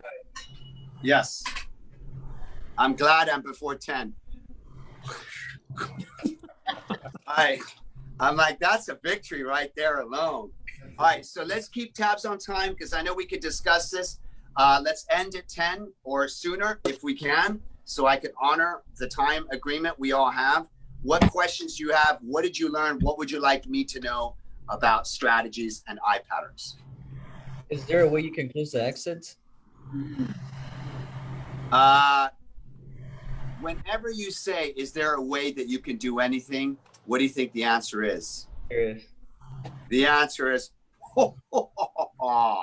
there is always a way to do anything. Because you are the dragon warrior, brother. You are the dragon warrior. As Veronica says, you are the dragon slayer. Anything can happen. You can close the exits, absolutely. So give me an example. Give me an example and I'll close the exit for you, or I'll bring Veronica, she close the exit for you. Give me an example where someone in real estate is going to try to exit on the way it looks. Obviously, here's the thing. We're not trying to force someone to buy a house that they don't like the look of. or it doesn't meet their criteria, or it doesn't feel right. So the first question is, why would you want to close the exits? Why would you want someone to buy something that doesn't meet their needs? That's the first question. But the second question is, let's say, I'm thinking of a crazy thing here. Let's say you've got someone who's a drug addict, and they have a strategy for doing drugs, and you're solving that to save their life. And they're trying to exit, not because there's a house that you want them to buy that they don't like. They're trying to exit because they don't want to kick their drug habit, and you know that their drug habit could have them killed tomorrow. So you want to close the exits, not because you're selling something they don't want. You want to close the exits because you want to save their life. So what might you do? So you might say something like this.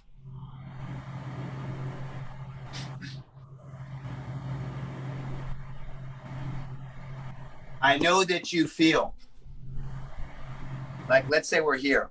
Let's say it doesn't feel right for them to not take the drug, for them to meditate, for them to go to counseling and talk about their problems. They would rather take the drug and medicate their problem and not deal with their problem and escape.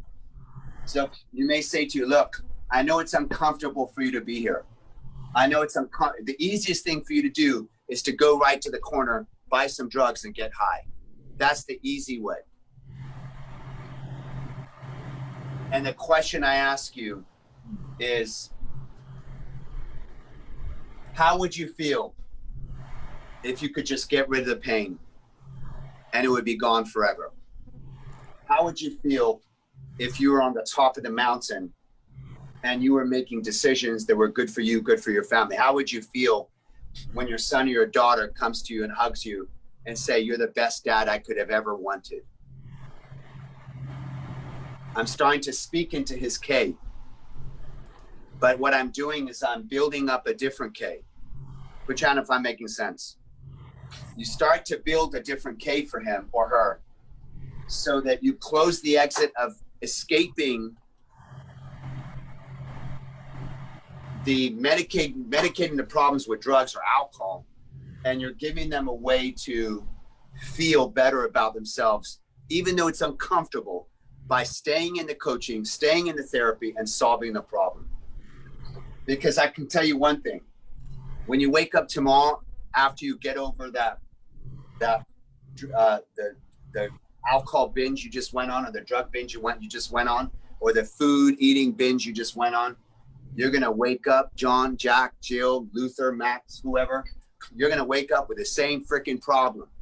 That problem is never gonna go away until we make it go away. When that problem does go away, you get to wake up every single day and feel on a high without getting high. There's a video with some people like him, some people don't. He's pretty intense. His name is Cat Williams. And Cat Williams says, you watch, it's so funny. He's talking about being with Snoop Dogg and getting high. And he's getting higher and higher. And he's like, whatever those rappers smoke, it's so, it's like, I just need regular weed. By the way, I don't smoke weed. I just find him hilariously funny. He says, I smoke regular weed. What y'all smoke is this crazy stuff. He's like, how high are we gonna go, Snoop? And then he talks about, they all came on the set because they were filming something, and they all came on the set, all these guys that were part of they were getting high together, and they all performed normally. They were totally cool. They right out of getting really high, they walk on set, and they're good. And he says he could barely even walk. So it's just funny stuff. But essentially, that's really why people do that in the first place, is to escape the stress. So Ernesto, you can exit, you can help them exit, but you don't want to sell them something that they don't want in the first place. The only reason why you would want to exit is to prevent them from exit, is if you know it's in their greatest good, because they're getting rid of a problem and it's good for them, good for the family, good for the world at large. Any final question? And I'm gonna tell you what we're gonna hit on Saturday. Bianca, go for it. I just have difficulty with the eye patterns with the AD. Like, I mean, I understand it. It's just hard. That's it. That's all I was saying. Because it's more of a comment. So when you say difficult time, basically difficult time in reading AD and other people, or difficult time in accessing AD yourself, or what do you mean? How specifically difficult time? And seeing people's eye patterns, because to me it's a little less obvious, I suppose, than what it was before. Yeah, it's probably not going to be like this. Yeah, like probably not going to be like this. this. Like very like. It's probably not going to be like that. It's probably going to be like this. It's slightly off center, and sometimes you see it like this. Watch. So it almost looks like they're going here, but they're slightly here to your right. So yeah, and that's why you have tons of questions. You can ask them different ways. An easiest way to do AD, Bianca, is you're in real estate, right? Right? You say to them, you know, what are the 5 steps to being a successful realtor? Anytime you talk to anybody about their career and what are the 5 steps to do anything, what's the 5 steps to building a garden, John? What's the 5 steps to taking a really good quality picture, Luis? Anytime they have to go into steps, they are literally, most of the time, they're going to go and access it in AD. They're going to look here and go, well, number 1, you got to do this. Then number 2, once you do this, then you do number 3, number 4, number 5. That's what they'll usually do. Good question. Anybody else? Any questions? Okay, let me tell you what's coming up. On Saturday, we're going to go into your vision and your goals. We're shifting off of skill sets and we're going into mindset. So Saturday, all mindset. We're taking a break from skill sets. Mindset, we're going to go to improving your focus. Who wants to improve your focus? Right? Who wants to be in an empowered state all the time? Who wants to remove problems out of your life and create solutions and visions? Who wants to learn the 5 principles of success? Who wants to learn how to tap into your unconscious mind? So all of that's going to happen on Saturday. And we're also going to get rid of any ambiguity on your goals. So we're going to your vision. So get clear on your vision. Be ready with it. What do you want? This is the question for Saturday. What do you want? Because we go get it. Now you could use the word get it. You could use the word manifest it. You could use the word attract it. So what's your biggest takeaway from the program thus far? We'll go, Bianca, we'll go bottom right to 1 word, 1 sentence. Bianca, what's your biggest takeaway so far? Today or at the program so far? I would say, I think that this is like the first time learning this, so it's very interesting for me. And I think that that's a huge takeaway for me. Sorry, you caught me off guard. No, that's perfect. Abraham, I know this is what I've got a lot more influence stuff coming your way too, Abraham, new stuff that you haven't learned before. What's your biggest takeaway thus far from today or from the last 2 sessions? For me, it's speaking into the listening and you know, knowing how to find out somebody's motivation strategy and decision strategy, because you know that I've been in situations where I'm like, done deal, this is a closed sale, and then what happened? And then they just kind of like, you know what, it's just not the right time. I'm like, no, it is though. They're in the motivation phase, not in the decision phase, or they're not Right. convinced because you haven't given them enough options. Yeah, so that's really good. Just speaking into the listening is a huge thing for me. Perfect. All right, Christine, We could do one sentence, get us to the 10 o'clock time and wrap up on time. Christine, go for it. Well, so far everything has been amazing, helpful. It's a lot of information for sure, and it's a lot of new things. But from tonight's session, I got a better understanding of these different modalities and how they apply to different people and how to assess where people are when you communicate. This is going to help you big time manifest the man of your dreams too, Christine and Annette. Yes. This is going to help you big time, huge. No one's going to pull any wool over Annette's eyes, that's for sure. She got the eye patterns down. Okay, Annette, what's your biggest takeaway? Two quickly. One is that I've been the biggest pain in the ass for any salespeople. And then the second is the morning meditation. Yes, big stuff, big stuff. Richard, biggest takeaway? Eye patterns. I had no idea. Yeah, huge. We're just tipping the iceberg. Stephanie?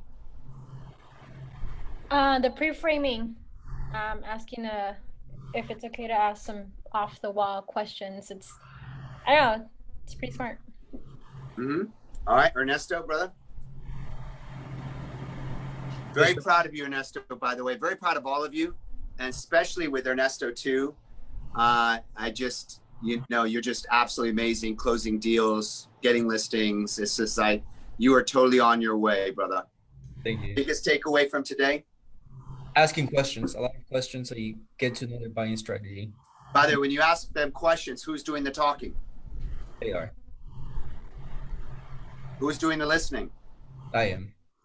Who has leverage when they're doing the talking and you're doing the listening? I am. I do. Yeah. You have control. You're controlling the conversation. Correct. Luis, biggest takeaway from tonight? I have motivation for impetus forward, laser coaching, and the making of dreams, ideas, and plans achievable. Congratulations. Luis, you're going to love Saturday. For many of you, you're going to love focusing on the vision and clarity, and that's coming Saturday. And we're then going to go from there into some modalities. We're going to be working on belief change. That's coming up next, changing our beliefs. Then we're going to go into swish pattern, which is changing our habits. So we're going into transformation after this. Then we'll go into linguistics. So a lot of cool stuff coming your way. John, biggest takeaway, brother? For 2 years, I was on the registration enrollment team with Landmark, and I used to say that I'm going to be somebody who people are a yes to, and this is the access to being that. Yeah, it's who you're being at the end of the day, and then the skill set and the doing certainly amplifies it, but it's who you're being that is such an incredible energy, a force of nature, and a legendary couple. Jennifer, yay, give a huge round of applause to Jennifer. She allowed us she was patient. She's like, what else do you want to know? Let's elicit it all. What was your biggest takeaway, Jennifer? I'm told I'm very good at asking questions. I'll go to a party and just get to know everybody, but they don't know anything about me because I'm asking them questions. And that's fine with me. I'm totally fine with that. So I want to get really good at asking questions since I'm already fairly good, apparently. Yes. Well, we're going to put asking questions on steroids, especially when we get to meta model. That will blow your mind. And Milton model, that will blow your mind. Stephanie, you had your hand up? Stephanie, did you have a question? Okay, that's it. Okay, well, congratulations, you all. Be ready with your vision. We're going to do some big stuff on Saturday. Luis is showing us his hand where you're seeing his how long he's going to live to well over 100 years old. The moment when these two lines linked up, when Him and John met 16 years ago, and how long that legendary, like you can read this stuff, right? They read this. It's so fascinating. By the way, I'm going to give a treat to you guys. How many of you have dreams? I'm going to teach you a way to interpret your own dreams. Who'd like to learn how to do that? That's coming your way too. So we have some bonus teaching. Love you guys. I'm glad we're finished. It's 10 o'clock. Daya. Yes, who is that? I don't think Richard shared his takeaway. Who was it? Richard? Richard. I think Richard did. Oh, I he think did? he did. Yep. And we love your focus and attention on amazing Richard. Richard is impressing us big time too. Yeah. Love you guys. See you guys Saturday. Bye. Yeah, I'm going to pretend I'm Veronica right now. Water your garden, people. Water your garden. I have a question. I have one question. Yes, go for it, John. How often is laser coaching? How often do we get that? Is it? So can I tell you something you guys don't know? I'm going to tell you. Laser coaching is not part of the program. That's something that Miss Veronica, out of the blue, she just decided she wanted to give you guys more 15-minute coaching. Thank you. So that's not, no academy does that. I mean, if they do it, there's a whole other fee for all that stuff. I think it's amazing. And as far as I know, she wants to continue to do it. Thank you, Veronica. She says she's giving you guys laser coaching because you inspire her. Awesome. Awesome. She inspires us. When they show up in greatness, she says, when you guys show up in greatness, she wants to give, she will continue to pour more into you. Hands up right now, video. Hands up. They want laser coaching. Do you guys want laser coaching? Yeah. Yay. Well, Me and find your spot. especially Veronica knows how to get stuff done in 15 minutes. Me, I still need to figure that one out. All right. Love you guys. See you guys Saturday. Good night. Bye.